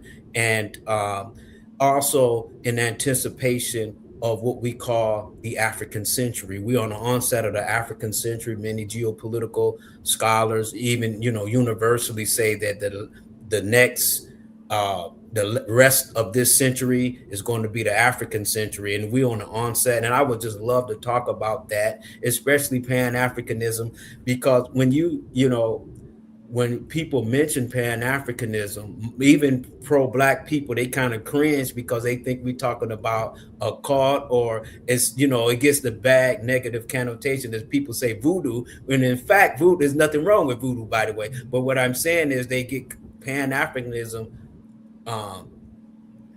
caught up with these negative connotations because they don't know anything about it, and it has a lot to do with COINTELPRO. But Pan-Africanism simply means this. It means it is a political philosophy that sees people of African descent sharing a same genetic origin, and it's a political philosophy that says that in order for them to achieve their objective, unity is essential. That's all Pan-Africanism is really is. But when you really look at it, Mark, when I teach about Pan-Africanism, sometimes I even, surprise scholars. Pan-Africanism has been around before it was called Pan-Africanism. In fact, Pan groups are just typical and normal for any ethnic group in response to external threats or internal decay. So Pan-Africanism has been around, same way as Courtney liked to bring out,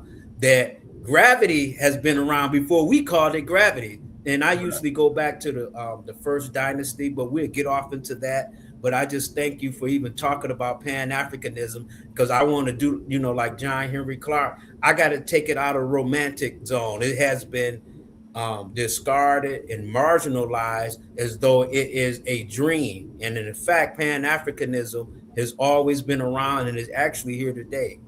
Yeah, no doubt about that. I know that some people were even encouraged to go back to Ghana, because there was a movement to get people to repatriate back to the Ghana nation. And I know that there have, I think, been efforts around Liberia and some of the other African nations as well. But I definitely remember the effort from the Ghana country to get more of us to come and make home back in the one of the original homes, even though unfortunately a lot of us don't know what our actual ethnic background is in terms of which countries we came from, whether that was Northern Africa or Latin or Central Africa or even Southern Africa, because I've actually got a couple of good friends of mine that are from different African countries. I've got a buddy of mine that's from Senegal. Of course, I know some people from Kenya, and even though one of my good buddies is from Liberia and goes back to their respective countries when they can. As a matter of fact, I know that Karen's back here now because they'll do Black August in the park next year, but she's here helping her kids organize that, and then she'll go back to Kenya. But they had one of the very popular Kenyan restaurants here for a number of years. The Palace, and the Palace International still runs and everything like that. But I know when people think about Pan-Africanism, a couple of things come to mind. One, I know that I am in my 60s, and I remember that when I was a youngster, my parents actually were some of the founders of the Malcolm X School. Yes, there was a Malcolm X School here in Durham, North Carolina as well. And a lot of people don't know that history, but it existed in 1969, actually the year of my brother's birth and everything like that. And then it lasted for about 3 to 5 years between Durham and Greensboro before it eventually closed down in this area, but there are still some people that were associated with it that are still around. And a lot of people, when they think about Pan Africanism, they think about Marcus Garvey and his various ships back to the continent and everything like that. But that may be part of that romanticized notion that you're talking about, because I know that it was around even as far back as, say, Harriet Tubman and some of the other folks as well. But I was just wondering your take on, when do you feel that the Pan Africanist movement began? Because I'm thinking that there were probably people that wanted to go back. There was even that kind of folklore story of people flying back to Africa and all along those lines that we heard from our slave stories and all in that space. But when do you think the whole notion of reconnecting to the African continent began in your mind? Well, you know what? Those are great questions. And I'm going to tell you this. See, Pan-Africanism, when we understand what the philosophy of Pan-Africanism, which is very essential, is actually a natural instinct, Pan-Africanism. I'll give you a great example of that. Let's go back to Pharaoh Narmer. Right. During his time, the people of African descent were scattered. They were grouped in certain fiefdoms, chiefdoms, and Pharaoh Narmer saw this as a problem because they weren't united. He realized it made their borders vulnerable to outside attack. So he thought about this, and he took a preemptive strike, and he actually forced Upper and Lower Egypt to unite. And his strategy lasted 1,500 years until we get to the 1500s to almost the first of the 18th dynasty. And he did another act of Pan-Africanism. He got all the tribes together and he kicked out the Hyksos, who had invaded Kemet for 100 years. So these are all acts of great examples of Pan-Africanism, but nobody sees it like that because we kind of put Pan-Africanism with Marcus Garvey, with Edward Wilmot Blyden, with Martin Delany, etc. These are great men. However, Pan-Africanism, Dr. John Henry Clarke, he says a lot. I can quote him so many times. Dr. John Henry Clarke said, Pan-Africanism came about when the first foreigners stepped foot on Africa.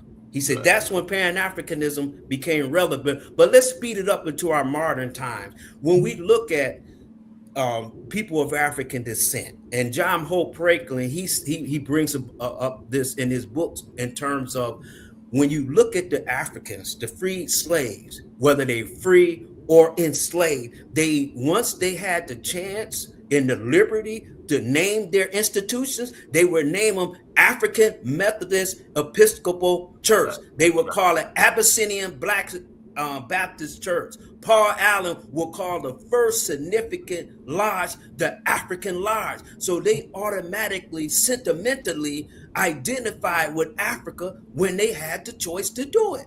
And when you really look at it, look at the uprising of Gabriel Prosser, for example. And I actually been down there. They still have the gallows in Richmond, Virginia. Unfortunately, I just recently took my wife and kids down there to see this. But when you look at some of the paperwork, he was going to abduct the governor, who was James Madison at the time, and he was going to use him as ransom to free the slaves, and he was going to make Virginia an African colony. So we always have been connected with Africa, but this type of history has been obscured from us. Look at David Walker's appeal. Most of the time we read David Walker's appeal and we see how mad he is.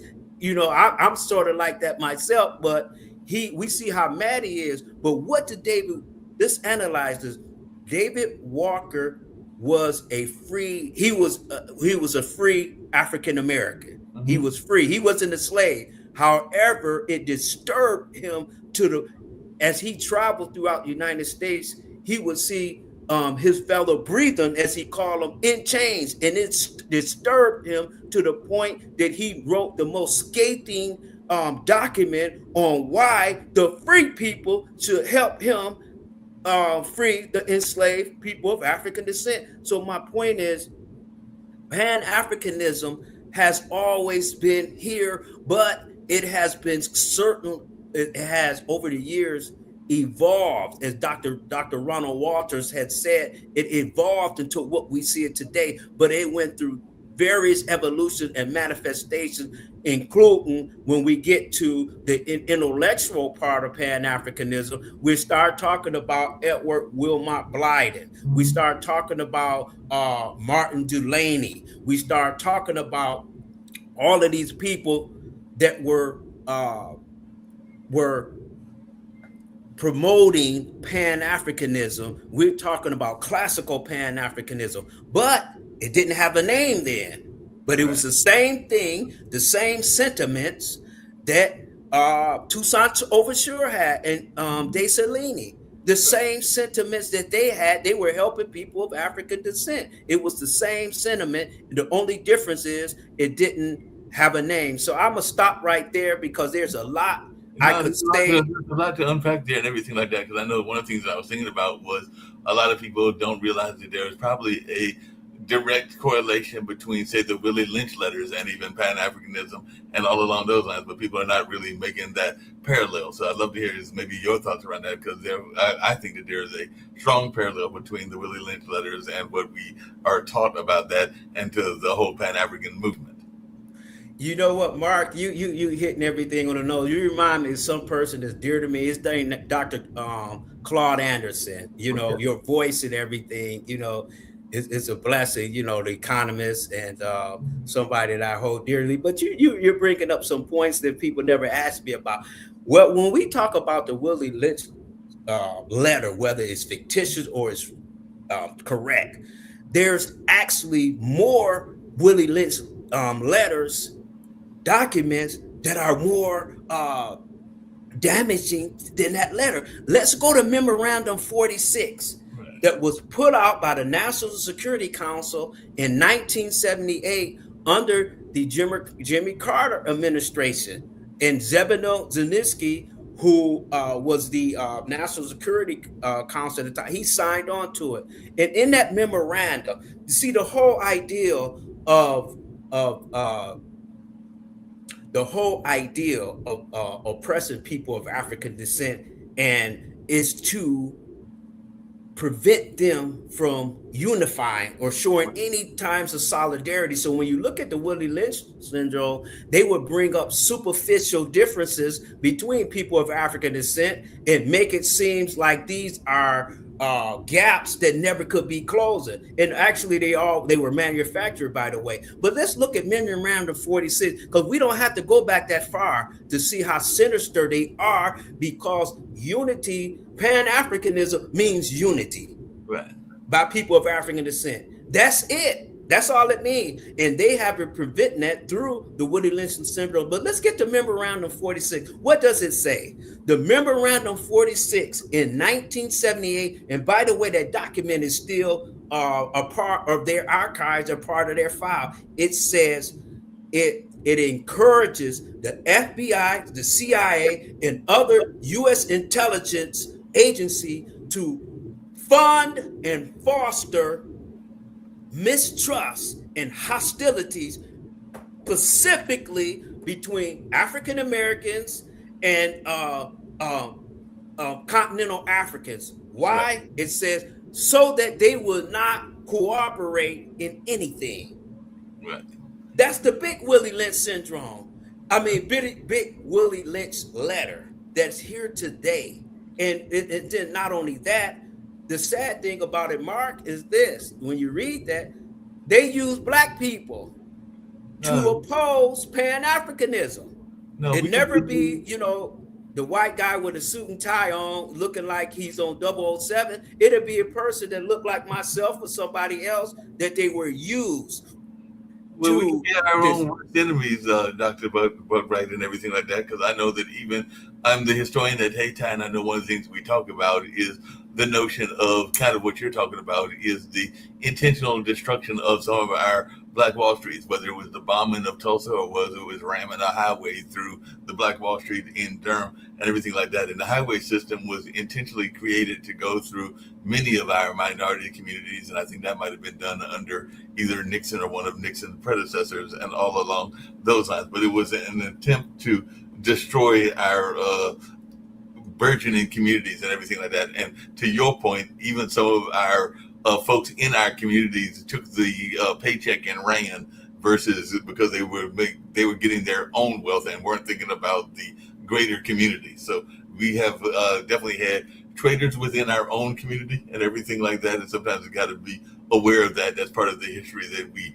sometimes try to deny. And there are some of those families that are still making some of that money off of some of those decisions that they made and all along those lines. But even come back to Pan-Africanism, I was wondering your thoughts, because one thing that I was talking about with my guest last week that I had, and they were doing some fights in Richmond County, North Carolina around water, and definitely you're in the African American and Native American conversation and all along those lines. But they were talking about some of the communities that were destroyed, whether it was by, like, there are some lakes, I think there's even some lakes in Detroit that used to be Black communities and all along those lines. But it's my understanding that there were African Americans that were here even before Christopher Columbus came. So I was wondering, as a historian, if you can talk about that, because there were definitely, my understanding, there were Africans that were coming to what we now call North America well before Christopher Columbus got here.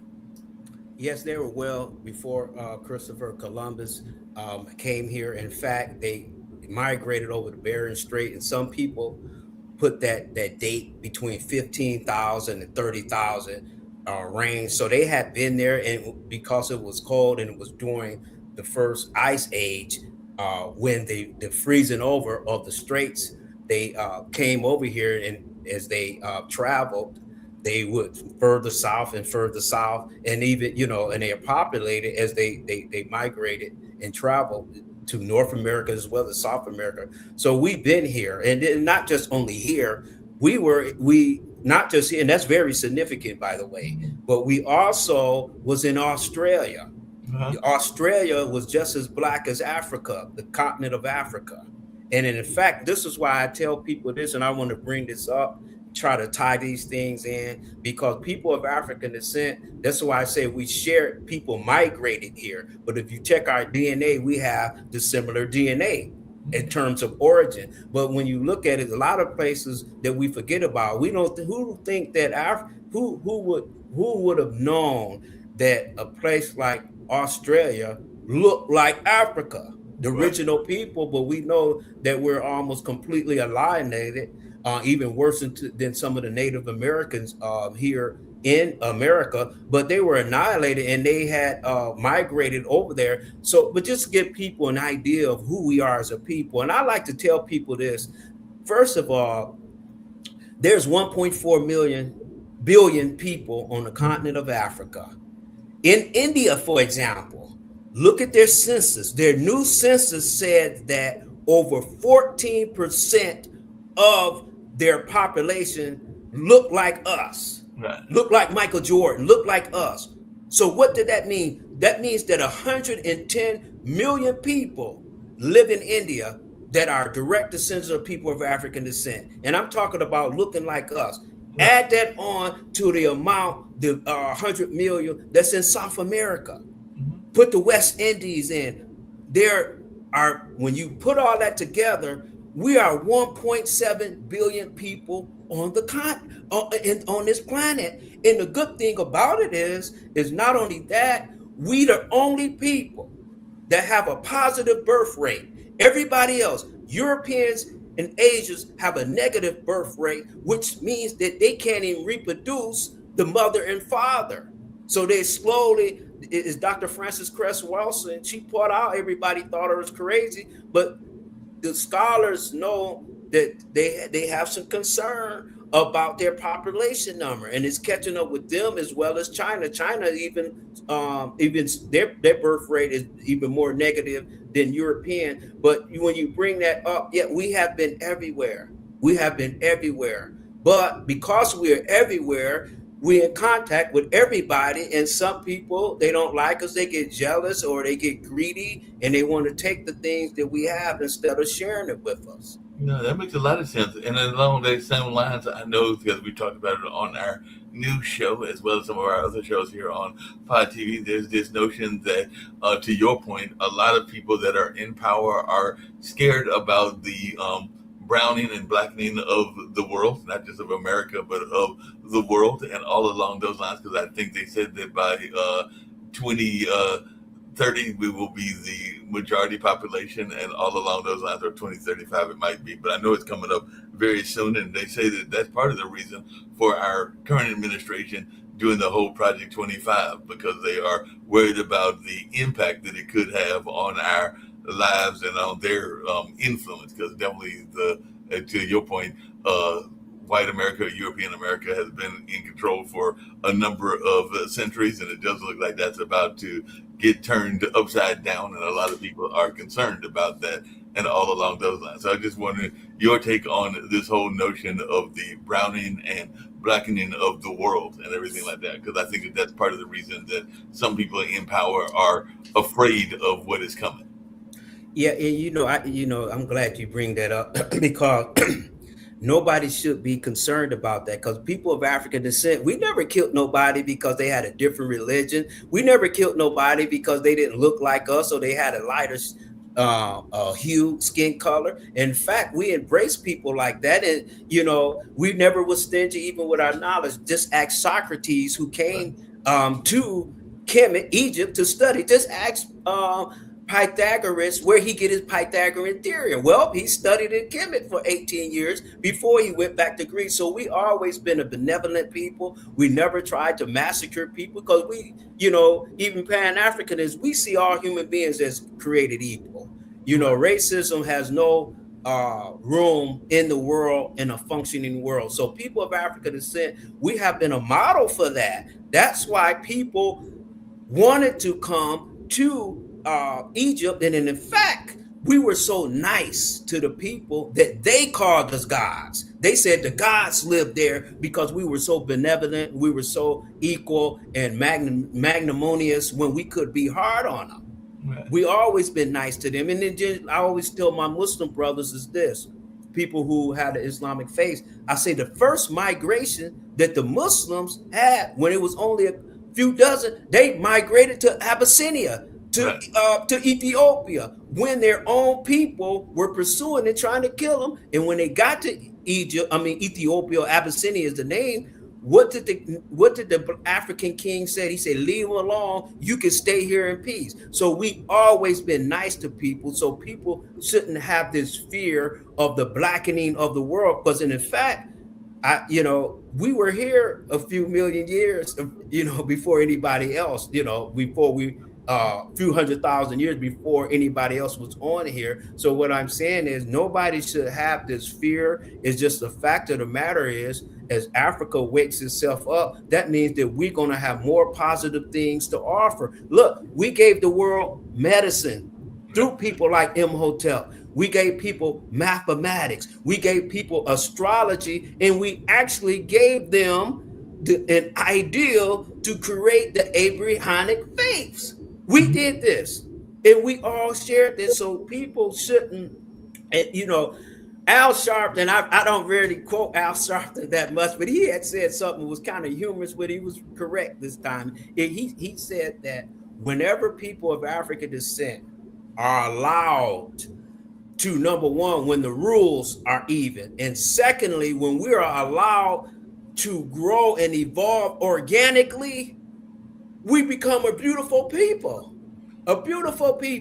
And we, just look at when you not just Kemet, but the Songhai, the Ghana, Mali Empire, beautiful thing, Timbuktu University, beautiful thing. So people shouldn't have a worry. They should be happy that when you talk about Africa, you're not talking about mad cow disease, monkeypox disease, or Ebola. You're talking about people like the young brother in Zimbabwe who created an electric vehicle that recharges itself. Yeah, this is the type of stories that we're going to be talking about to people as we as our population increase. We're not here to get revenge on people, or we're here to make the world a better place.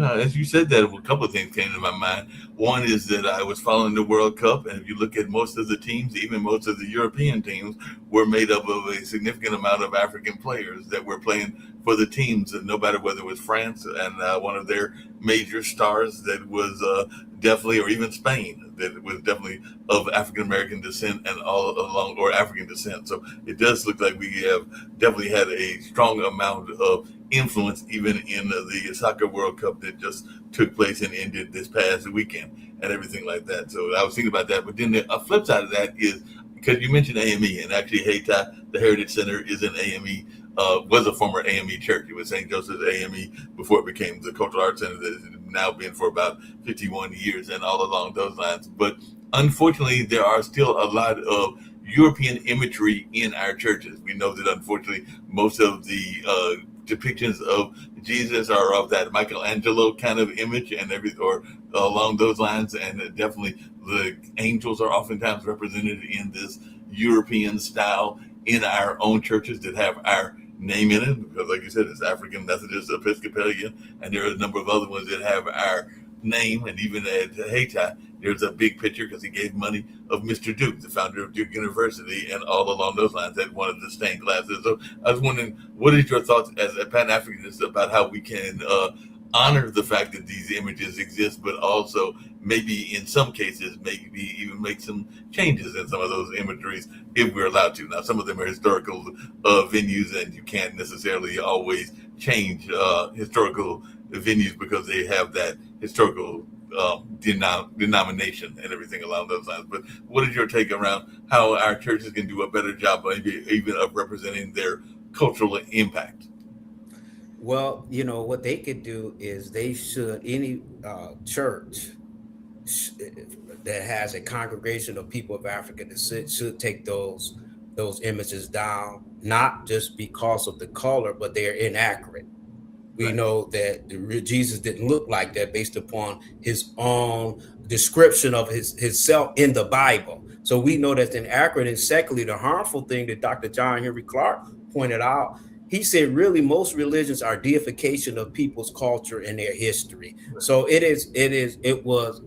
it's not a surprise that Europeans made their Son of God look like them. I mean, but that doesn't mean we have to make them look like them. And see, and the thing about is this, and this is critical about the color thing. Yes, it does make a difference, because when you look in, if you accept that as the image of God or image of God's Son, by extension, people who look like that are direct descendants or more favored by God. So any person of African descent shouldn't have that type of picture nowhere, not just in the church, in their house, for two reasons. As I said, it's historically inaccurate, and also it doesn't fit the psyche of our people, because as John Henry Clarke had put it out, and also Amos Wilson, they pointed out, when you accept the image of a person that doesn't reflect your own culture and your history, you enslave yourself to their concepts, to their ideologies, to their way of life. So it's and this is not a small thing. Even what Dr. Nyan Akbar even used to talk about, even making Santa Claus don't look like mom and dad, who bust their butt out every year to go buy those toys for you. You giving it to a fat European, pot belly person that looks like he may have diabetes and everything. But my point is, we should never do that. And I always, in a nice way, because I know we have to evolve and you have to be aware of people's sensibilities, but you shouldn't have any picture of a God that doesn't look like yourself, because every people on the face of this earth, their deity look like them in somehow, some way. Because even to that point, I know that at the Hayti Center for a number of years, we've had, I think it's called Santa Like Me or something like that, but it's a black Santa Claus, and we've had him for a number of years, and it is definitely that imagery, because it's my understanding that even the person that Santa Claus is based on was actually tied to the African continent as well, or at least one of them. There are different stories of different people that give gifts, but I do understand that at least one of those inspirations for Santa Claus comes from the African continent, from my understanding, and all along those lines. But people forget that and everything like that. But I was just wondering, because I saw this quote and I'd actually sent it, because we had a guest on last week, actually yesterday, that was talking about JFK and JFK's comparison to Trump and everything like that. But around the same time as JFK was LBJ, and LBJ had this interesting quote that I think is still relevant today and everything like that, because he said LBJ was once asked why poor white Republicans would probably vote against their own best interests. We've even seen that with both some of our own African Americans as well as some of the other classes. And this is the quote that he said: "If you can convince the lowest white man he's better than the best colored man, he won't know you're picking his pocket. Hell, give him someone to look down on, and he'll empty his pockets for you." So he'll actually literally empty his pockets for you because you've given him somebody lower to look down on. And I think that that's part of what we've got going on with the class divide, because it's not just a race divide, it's a class divide as well. So you mentioned earlier when you came on about this notion of some of these stories that in my mind are not covered enough. I know even here on the network, I try to bring it up on our World Edition, which is our morning news show every Monday through Friday at 10 a.m. And we do another show on Tuesdays at 10 to 5. So I try to bring in things from the African continent, like the tragedies of Sudan, the tragedies around Haiti, and definitely what's going on with the Ebola outbreak in the Congo and everything like that. But a lot of times it is overshadowed by the news of, say, our European peers, whether that's Ukraine or whether that's what's going on in the Middle East. So I just wondering, as one who's probably studied both history as well as media, how can we get our media outlets to understand that these are important stories that need to be covered? Africa has got, I think it's 54 countries or something along those lines, and it is definitely one of the most populated continents in the world and everything like that. So how can we get people to address these issues that are taking place? I mentioned Liberia and my friend from Liberia, and I know that was one of the first places that freed slaves went back to and everything along those lines. But how can we get people to address both the history as well as the modern tragedies? So I do agree with you that these are three of the biggest tragedies that don't get enough attention in our media. Well, I study my areas, geopolitics, international relations, and history. I'm like Dr. Ron Walters. That's one of my guys, the late Dr. Ronald Walters, who passed away, who written textbooks on Pan-Africanism. But I was attending a rally. It was a multiracial rally that was hosted by, some Hispanic brothers. And they pointed out, because I was talking about, and I'm going to get to that part about Burkina Faso and different things of that nature. And they didn't really know about it. And they said, you know what, Dennis, we thought about this. They said the Black community got to let us know that issue is a priority to you. So as you're bringing up these tough questions, your listeners, your audience are listening to this, and it may pick their interest to even do further study. But it's us, we have to let the world know that the Congo, not just because of Ebola, but because Congo by itself, according to economists and agronomists and agriculturalists, they say that the Congo by itself can feed 9 billion people in the world, and there's only 6 to 7 billion people in the world. That's how important the Congo is. It's not just, in the cobalt they have. So we as a people, we're the ones that have to let the world know that the Congo, particularly Haiti, Sudan, and there's many other people, but those people, though, they are in acute crises right now, especially Haiti. The U.S. government never got over the fact that they got their independence, and ever since 1804, we have seen this ugliness come from U.S. foreign policy, and that's what we see on is just really the tip of iceberg. Whereas you have in a poor country, pay reparations to people they shouldn't have to give anybody anything, and it seems like every 10 or 15 years, the U.S. State Department decide to overthrow or cause significant instability in Haiti. And we look at the Sudan. I mean, it's terrible even just talking about that. But to answer your question, Mark, is that we're the ones that must make people realize it's not only a priority to us, but it should be of some importance to you. And we have many places, because I'm going to tell you this, as you mentioned, they say that upwards of 33% of the population going to be looking like us, clearly Black. Right. 33% at a minimum of the population. Let's add on to that. Did you know that Africa has 64 to 68% of the arable land? Arable land is land that's fertile enough to grow high yields of crop. Mhm. Africa got 64% of that. And keep this in mind, Africa is 12 million square miles.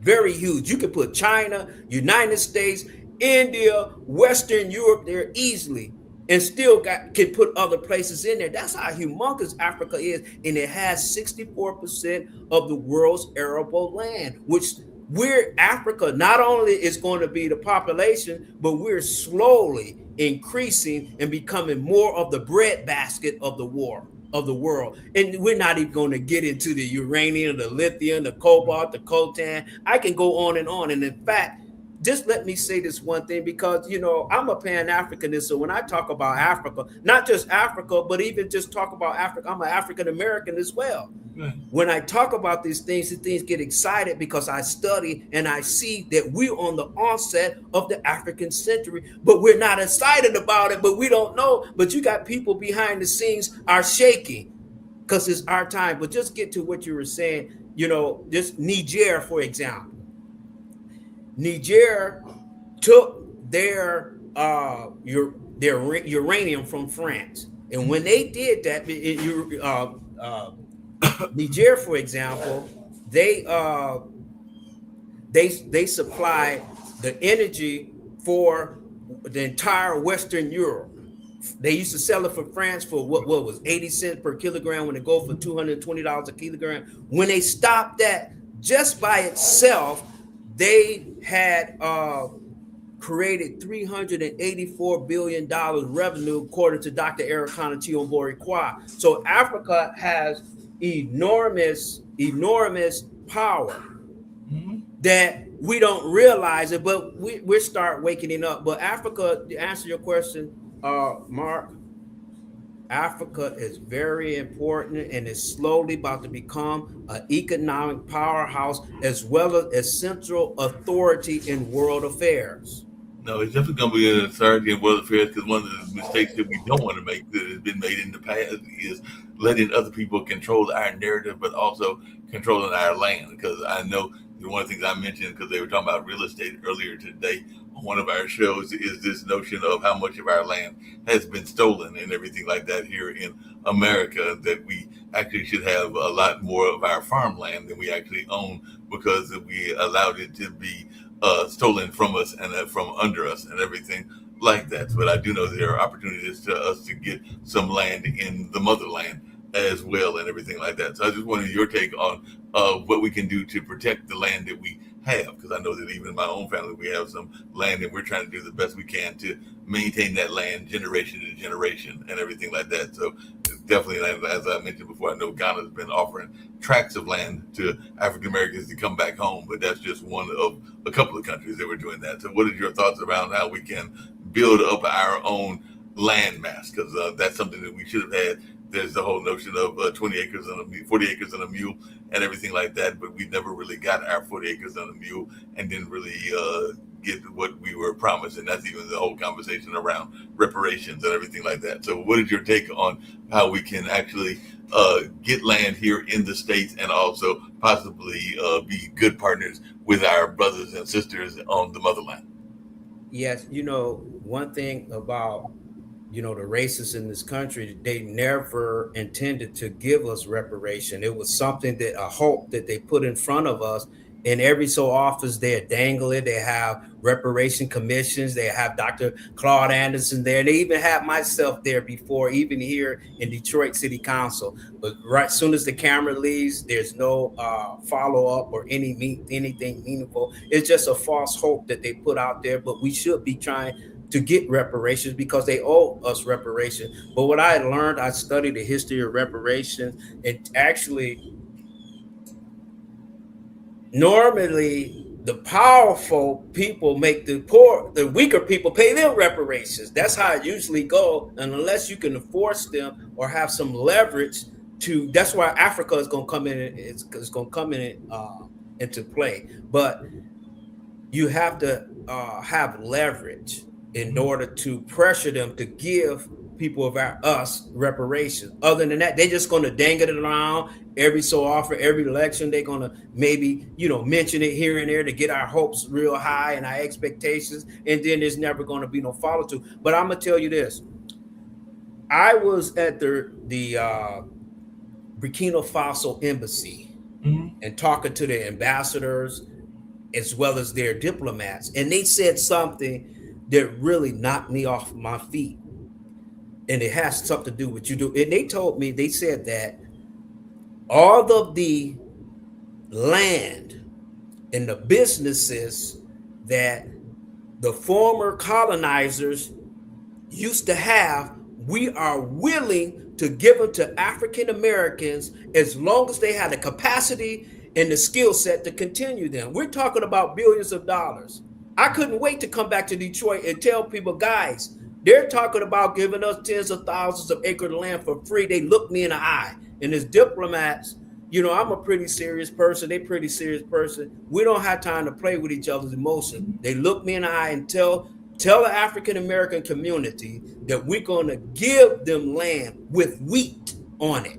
And we know that wheat is 49% of the human diet. And it actually, in places like the Middle East, because they eat a lot of, bread and pastries and different stuff, it goes up to 60%. But wheat by itself can constitute 49% of the human diet universally. And they have tens of thousands of acres there that they say they were given to us as long as we had the capacity and the skill set. You can't act for, we're talking about no bid things.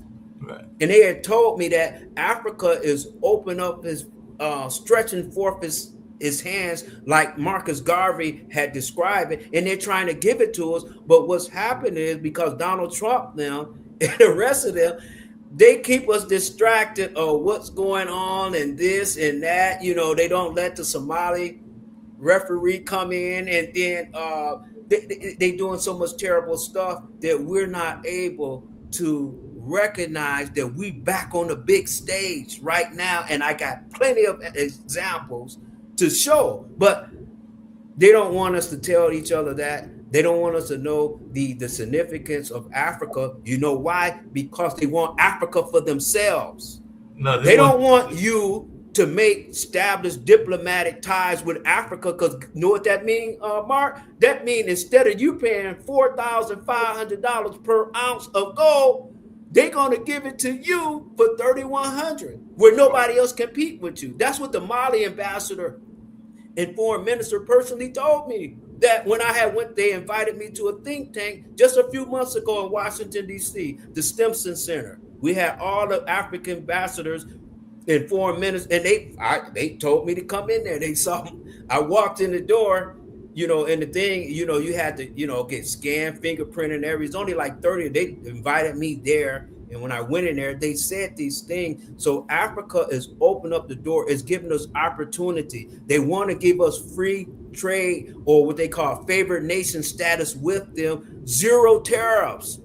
So nobody can compete with us. So there's a lot of things that they're doing, but they don't want you to know these things or us to know these things, because they want Africa for themselves. It's a gravy train to them, and they don't want to give that up. They don't want to give up the gravy train at all. Where are some of our own leaders jumping on these opportunities and everything like that? I have my own theories, but I mean, it seems to me that the Michael Jordans, the LeBron James, and the Oprah Winfreys, and I can name other names as well, should be jumping on these opportunities to work with our African brothers and sisters. But even though there are some African brothers and sisters that are even doing strong in the acting department and everything like that. But what is the reason that you feel that a number of our elite, our personal elite, are not jumping on these opportunities? Well, first of all, that's a great question. And Brother Mark, they have money, but they're not educated as you. You specifically, you John Hope Franklin. Right. That's who you are. So you're going to know things that they would never know, no matter if they be worth $50 billion.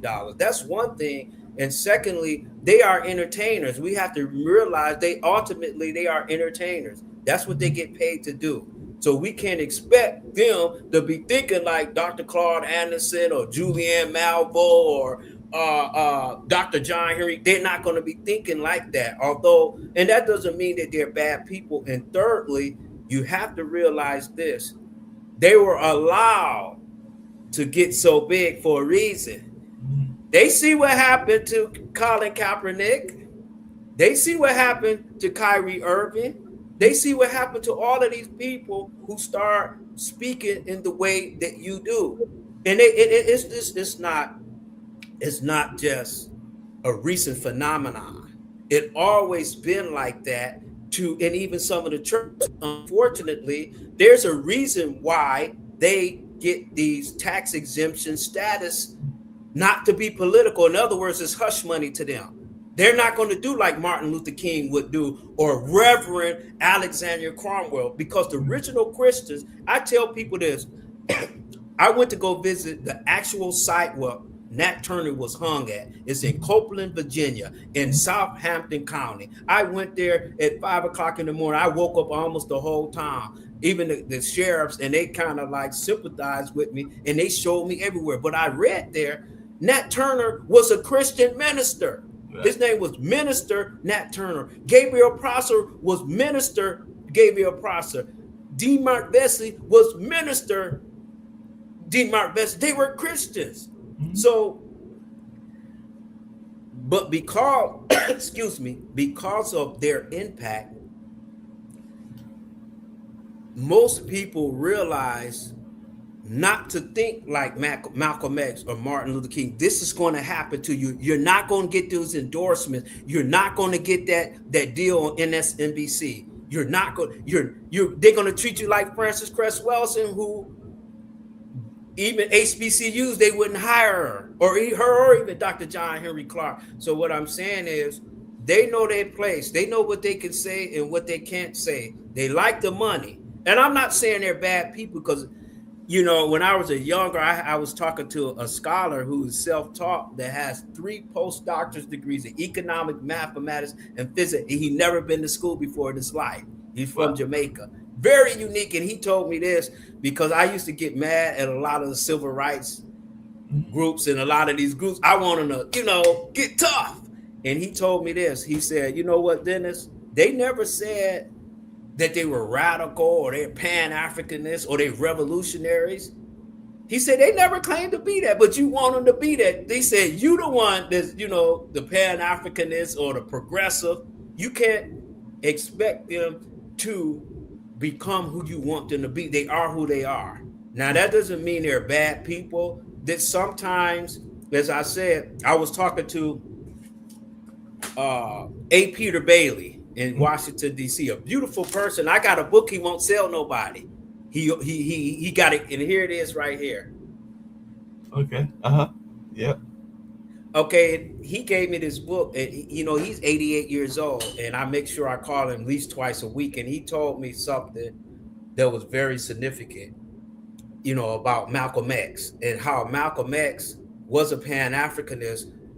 And A. Peter Bailey, by the way, is the last person that Malcolm X talked to, and the person that when Malcolm X got killed, he didn't want to try to revive him. And he's still alive. Nobody called him because they don't want to talk about that. But he had told me something interesting. He said most of the people in the movement, they're not going to be like Colin Kaepernick, and they don't supposed to be like that. What they do is sometimes they'll fund you, or they'll make a call to a senator like, kind of be easy with them, or they'll call the chief of police and be like, my cousin in that crowd, don't be too hard on them, let them, So they play a role. So everybody has a role, and all our role is important. You don't want everybody like me, because you can see me coming. But what I'm saying is, we have what we need to do. And as my wife told me this, she said, most people misuse the help that they got. They want everybody to write an article or be a diplomat or do things that we're doing, or be a radio host or a TV host, but that's not their expertise. That's not their passion. They may be good at passing out flyers, greeting people, making sure the car got gas in it. So everybody has a responsibility. And when we talk about Oprah now and Jordan, of course, I would love for them to be like Malcolm X and, Claude Anderson, but they're not. However, they can play a role. And sometimes, even if we look at W.E.B. Du Bois, how he made some evolutions in his last years of his life that make us even more proud of him. So just give them time. They have Africa in their blood, in their DNA like us. So it's just a matter of time. Although I would love, and I'm critical of them, I would love for them to spit, but they just don't know they're entertainers. At the end, that's what they do. They're entertainers with money. And they have tacitly agreed that they're not going to be talking like Muhammad Ali and different people like that, because they'd lose all their money. Like Kanye West, what happened to him, he can't even give a concert to take care of his kids, make an income, because he says something about Zionists. Right. So they know they're quiet for a reason. That makes a lot of sense, because as you said that, I was thinking about the woman that wrote the 1619 Project, and she was offered a job at UNC, and then the job was taken from her. It was either UNC or Duke, but definitely she was offered a job at an ACC school, and they wound up feeling that it was too much controversy, so they didn't give her the job and everything like that, and she wound up working at Northeastern, excuse me, a Northeastern University, and all along those lines. But yeah, you're right.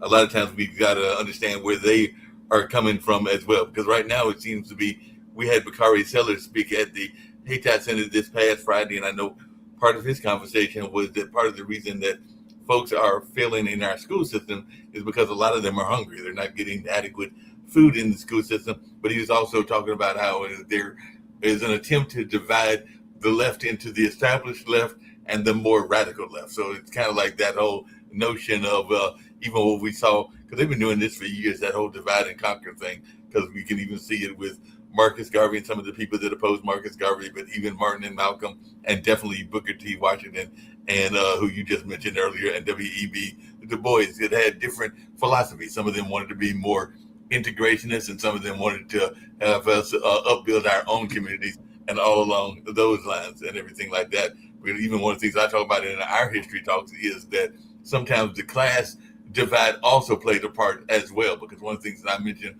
when we're talking about Hayti is that in downtown Durham, part of Black Wall Street is in downtown Durham, which means that the Black elite and the white elite were actually in closer proximity than, say, they might have been in Mississippi. And of course, Mr. Merrick, who is one of the founders of Black Wall Street, was the personal barber for Mr. Duke and everything. So my point is that because they were in closer proximity, there might have been more closer relationships than in other cities that were less, they were further apart, and all along those lines, because definitely there were some class issues to go with the race issues, and sometimes people were finding like-minded people that are of the same class as them, not necessarily the same race as them, and everything like that. So I'm sure that that's even something that you've seen in Detroit, because I know that there is even that whole notion of the radical left versus the more progressive left, or the kind of ways that, as Bakari was saying, they're trying to separate the left versus the left, even in places like Detroit. Yeah, they're trying to do that. And actually, I think it was a Michigan Chronicle, some Hispanic said, Dennis, somebody, I was at the Africa World Festival 2 weeks ago, almost 2 weeks ago. And, they got news people. I didn't know I was being recorded, and I end up being on people's television and stuff. People brought it to my attention. But I brought this up. We actually, in a critical moment for African-American politicians, they're slowly being replaced by more progressive people, that the younger people feel that they are responsive to their needs and their issues. For example, in Detroit is 80% Black, but we don't have any Congress people in those seats. We have, and I like Rashida Tlaib, by the way, she's a friend of mine, but we have Arab and we have an Indian that's there. So they're slowly being praised. And if you look at Mamdani in New York, the extreme opposition against him, how he's against Zionists and, genocide against the Palestinians. And he say a lot of things about Netanyahu, but other people wouldn't say. And he still wins by a landslide. And we see the same thing with Hawami in New Jersey. So, and now the Democratic Party are starting to see that they have to change their image. That's why hastily yesterday, of all people, Elizabeth Warren publicly endorsed Abdul Saeed of Michigan, because the Democratic Party, they can't just, I'm talking about especially the Congressional Black Caucus, they can't live off the coattails of Clinton and Obama no more. They have to come up with original ideals in order to appeal to the young person. So they're slowly being replaced by non-Black people, and I don't say it pejoratively. They're being replaced by people that's not Black anymore, and Black people are voting for them because they're listening to them. Because when you look at it, and I'm gonna tell you this. See, a lot of the Black elected officials have failed us in the sense that what they do is they die in office. Whether it's John Lewis, whether it's Elijah Cummings, whether it's Sheila Jackson, they die in office without grooming an obvious successor. Right. So they lose the seats. They lose the seat. They stay there till they're 80 and 90 years, 30 and 40 years. And I don't say an age is a thing, because it don't matter how old you is your ideal still relevant. That's the key thing. But what I'm saying is they don't let younger people come in there and get a feel of things. So when they do have to transition, they can hand it over to a responsible person to preserve that seat. But now other groups are seeing this deficit and they're taking advantage of it. And they're supposed to do that. They're supposed to do that. But we cannot. The Stacey Abrams, Hakeem Jeffries, your friend is a little south of you, James Clyburn, they got to change the game, or it's not going to be a Congressional Black Caucus anymore. They have to change it because the electorate is changing, the demographics is changing, younger people are coming in and they want answers. They want to know, why is our money being paid to fund a genocide in Palestine? Why are we fighting a war? Why are we fighting a war that's really unnecessary with Iran, where you already said that it spent $37.4 billion, but it's really 111 billion. When you add up all the factors, you're asking for more money when we have inflation, we have gas prices that are $4 and almost $5 a gallon, but you're trying to give money to another country. You want to increase their age to the Zionists. So we got the younger people are asking these questions. They spot on. I can go to sleep at night because I see these young people are not getting wool pulled over their eyes. They're putting Mandani in there. They're putting Rashida Tlaib in there. They're putting Sri Tanalar in there, and they're about to put. It's very close. They're about to put Abdul Sayed. He come from nowhere. Because there's no viable, we talking about Detroit, 80% Black, but there's not one Black candidate that's viable and strong enough to go for the Senate seat. He comes from nowhere because the rest of the African-American politicians, most of them have discredited themselves by trying to toe the old Democratic Party line. And there's a split, and it seems like we're going to be the ones that suffer the most from this. No, there's no doubt about that, because like you said, a lot of the young people are concerned about how they can get their groceries and how they can pay their rent, and a number of other important issues that are out there that aren't being addressed enough and everything like that. So the young people are definitely concerned about that. And you're right that a lot of times the old guard is wanting to hold on to power longer than they need to. We even saw that with one of our political action committees here, but they did start handing over some leadership to some of the younger bloods, but there was a number of years that some of the old guard was there. And that's one of the things that I like about even the Cultural Arts Center that I work at now, is that we just hired a new director. She's, I want to say in her early 40s, and her artistic director is in her maybe mid to late 30s. And even the young fellow that is the program manager is in his, I want to say mid to late 20s. So there is a opportunity to have more young voices out there in some of these established organizations, but we've got to give them the ability to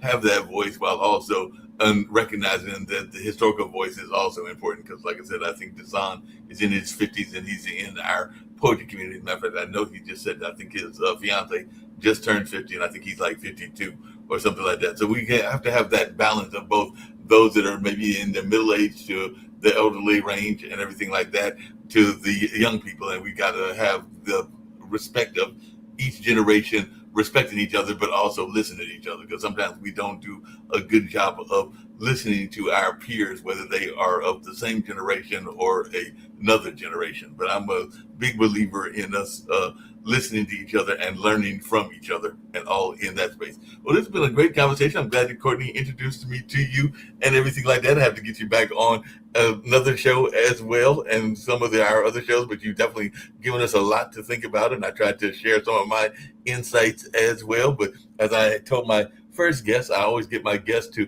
tell how they can be reached and how they can be contacted if people have been hearing your conversation and want to learn more and they want to hear more even about your organization and everything like that. So if you can tell folks how they can contact you, and then if you want to give a message of positivity to our global network, because this network that Nick Palbeda and Kim Calhoun put together that I am the primary program director of, they definitely have given me the ability to get any guest that I want and all along those lines. So if you want to share your message of positivity to our global community, and maybe as I told the young lady, there was the author that had worked in had suffered a medical emergency. I think it was like almost like a stroke and something like that. She was my first guest and everything like that. But maybe there is a hobby or an interest that people that have heard this would be surprised to know is a hobby or interest of yours that they might not have learned about this particular time. Because that's something I'd like to do just for fun, is having people learn about people's interests outside of their work and everything like that. So if you can definitely give a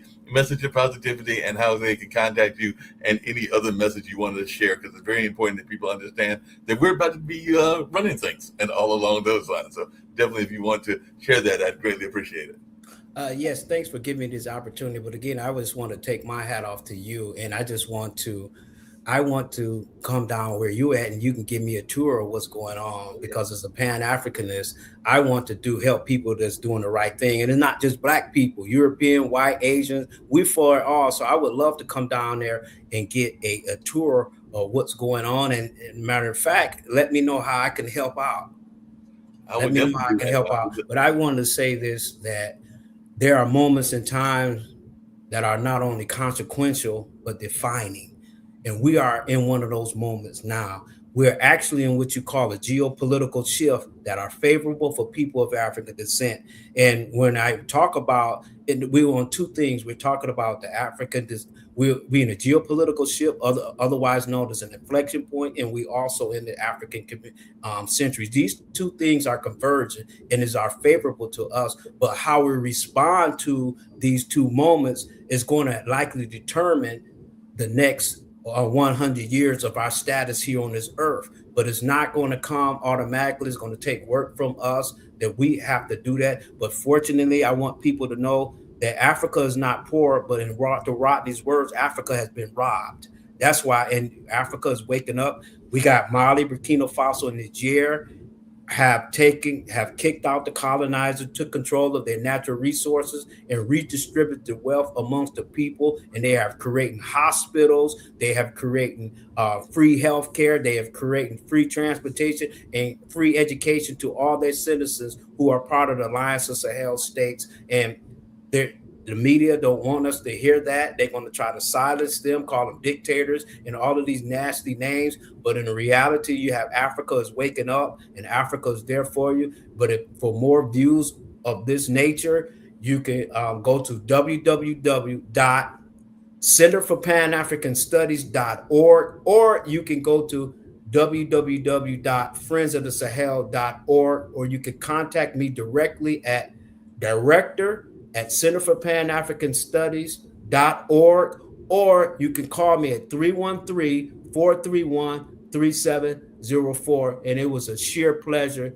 to come on this show. And next time I'll have me a specific thing that I want to talk about, because I was kind of like everywhere. But I just thank you, Brother Mark, for having me on this show. And I look forward to being on here again.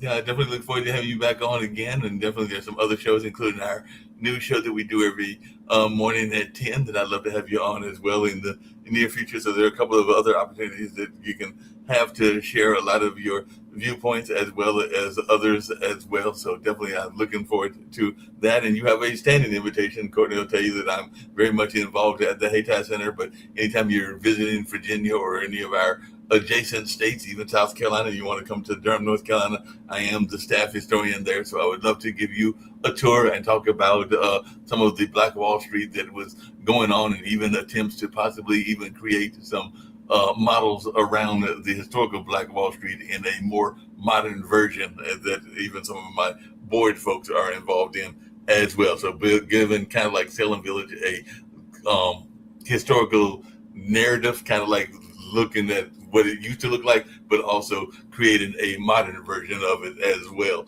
and everything like that. So I do know that that's something that we've been talking about, and they've even just created recently Hayti Village, which is a housing and I think an apartment community as well. And that's maybe about a block and a half from the Heritage Center and all in that line. So definitely, unfortunately, gentrification is real, and there are some gentrified parts of the community as well. And we can talk about that on a future show also, but definitely gentrification is taking place in the Southeast as well as in the Northeast and the Midwest, because I did go to school in Milwaukee, so I do know some of what goes on in Wisconsin, Detroit, and other places. But definitely looking forward to us having more rich conversations, but this has been a very rich conversation as well. And as I was just saying, tell us a side hobby that is of interest of yours outside of the history and everything like that. As I was telling the other young lady, I do word games, and when I get together with my family, we do play spinners, which is kind of like dominoes. And I know that my nephew, one of the oldest one, is getting ready to go to college, and he'll be studying political science,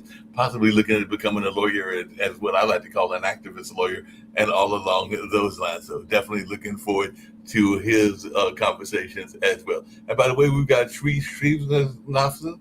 He is a major person, and he was saying he was enjoying our conversation. He is an Indian American out of New York, but he does the New York Times read along every Sunday. So he is a listener that pops in and every once in a while. So glad that Sri joined in. I think his kid may still be at Duke University if he hasn't already graduated, but he's got ties here, and he's definitely got his own Substack as well. And I'm trying to get my Substack up and running as well, but he's got some great insights. And as you see, he's got a picture of Mr. John Lewis with him and all along those lines. But he's been enjoying our conversation, and he is a regular media person himself. I consider him almost like a media coach and everything like that. So definitely glad to see that he was giving us some insights as he was listening in on our conversation. I say. Cool. So what's a side hobby of yours? And then I've got one last very quick question about. Okay. I actually, a side hobby of mine is I'm actually an animal lover. And Okay. if you keep seeing me look over there, it was somebody, I guess they was trying to sell something. They was knocking on the door and the dog's barking. So I'm trying to tell them but I'm an avid animal lover. I love animals, especially dogs. And I just love animals. I actually work out. I mean, you can go Dennis Boatwright. You look at my Facebook page. I actually ran in marathons, and at my age, I'm actually 56 years old. But I got little kids that's 5 years old, 8 years old, and 10. But I'm into sports. I actually play sports myself, and I lift weights, and I also am an animal lover. I love animals. I feel that. Some people tell me, they said that Dennis, when you pass away, you go to heaven, they're going to charge you with taking care of the animals in heaven. You're going to love it. So I'm an animal lover. I like things like that, and learning languages, traveling, going to Africa, and just my hobby now is meeting people like you, because there's good people in the world. We have to remove the feeling of isolation, as though there's not many people like us, but we got to communicate with each other. And once we do that, we will become a power. So that's my hobby now, is meeting more people like yourself, and the person that came in and left those remarks. I want to meet people like them myself. That's my hobby.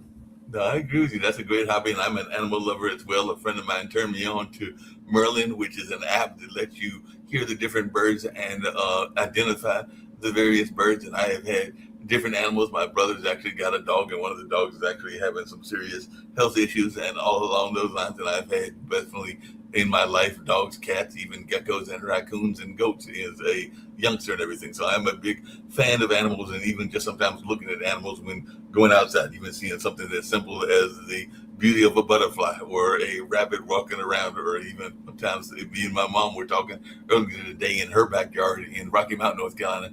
She's got a group of turkey, deer, and squirrel that are often out there hanging out and frolicking. So she was actually enjoying their company as she was in her deck near the swimming pool and checking them out. So yeah, I'm a big fan of animals as well.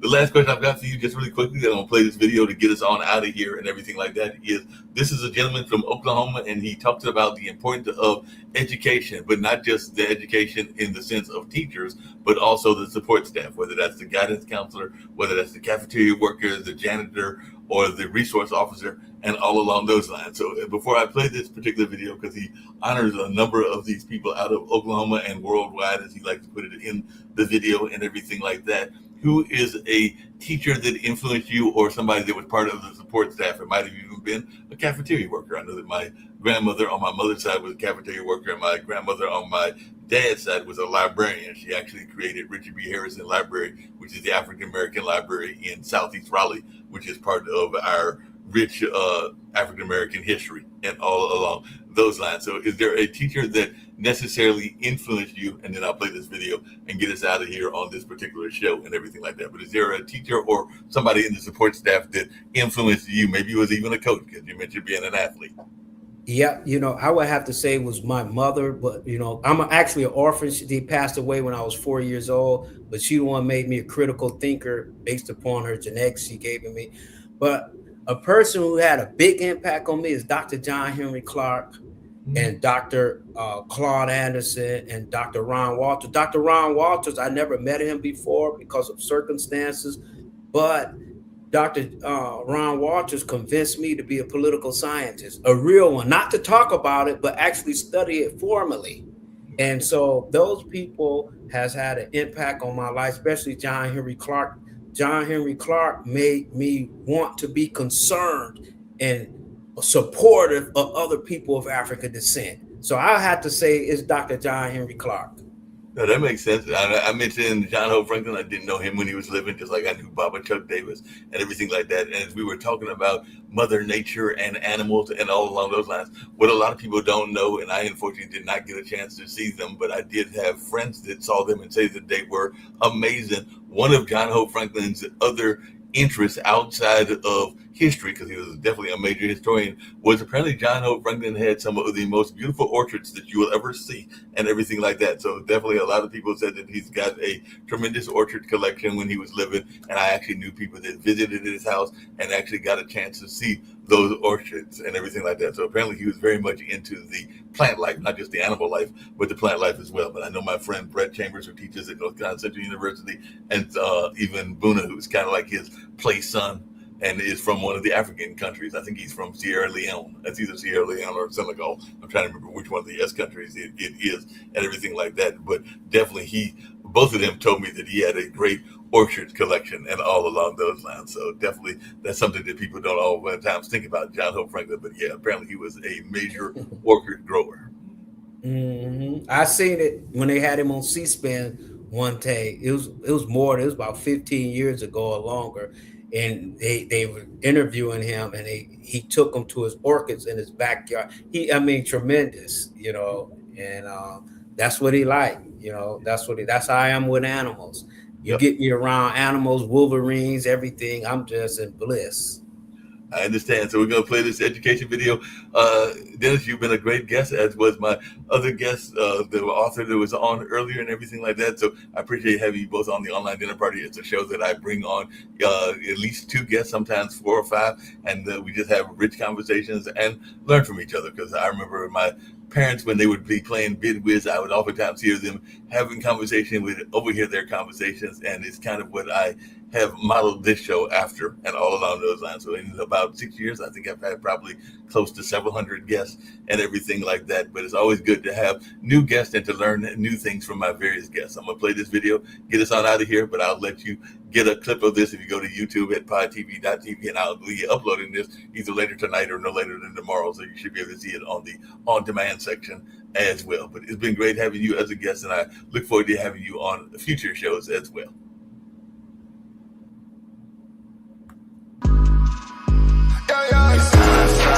I won't fold, I won't drop until we on top. Only going non-stop. I won't fold, I won't drop until we on top. Only going non-stop. I want to thank everyone for coming to the 2020 TAF Awards. This was a show like no other, people. This is the Grammys for dignitaries, educators, and support staff around the state of Oklahoma and worldwide. We cannot do this without the support of the people. So we thank you. I thank you for being such a dedicated supporter to this movement for the Teachers Appreciation Foundation. I thank you.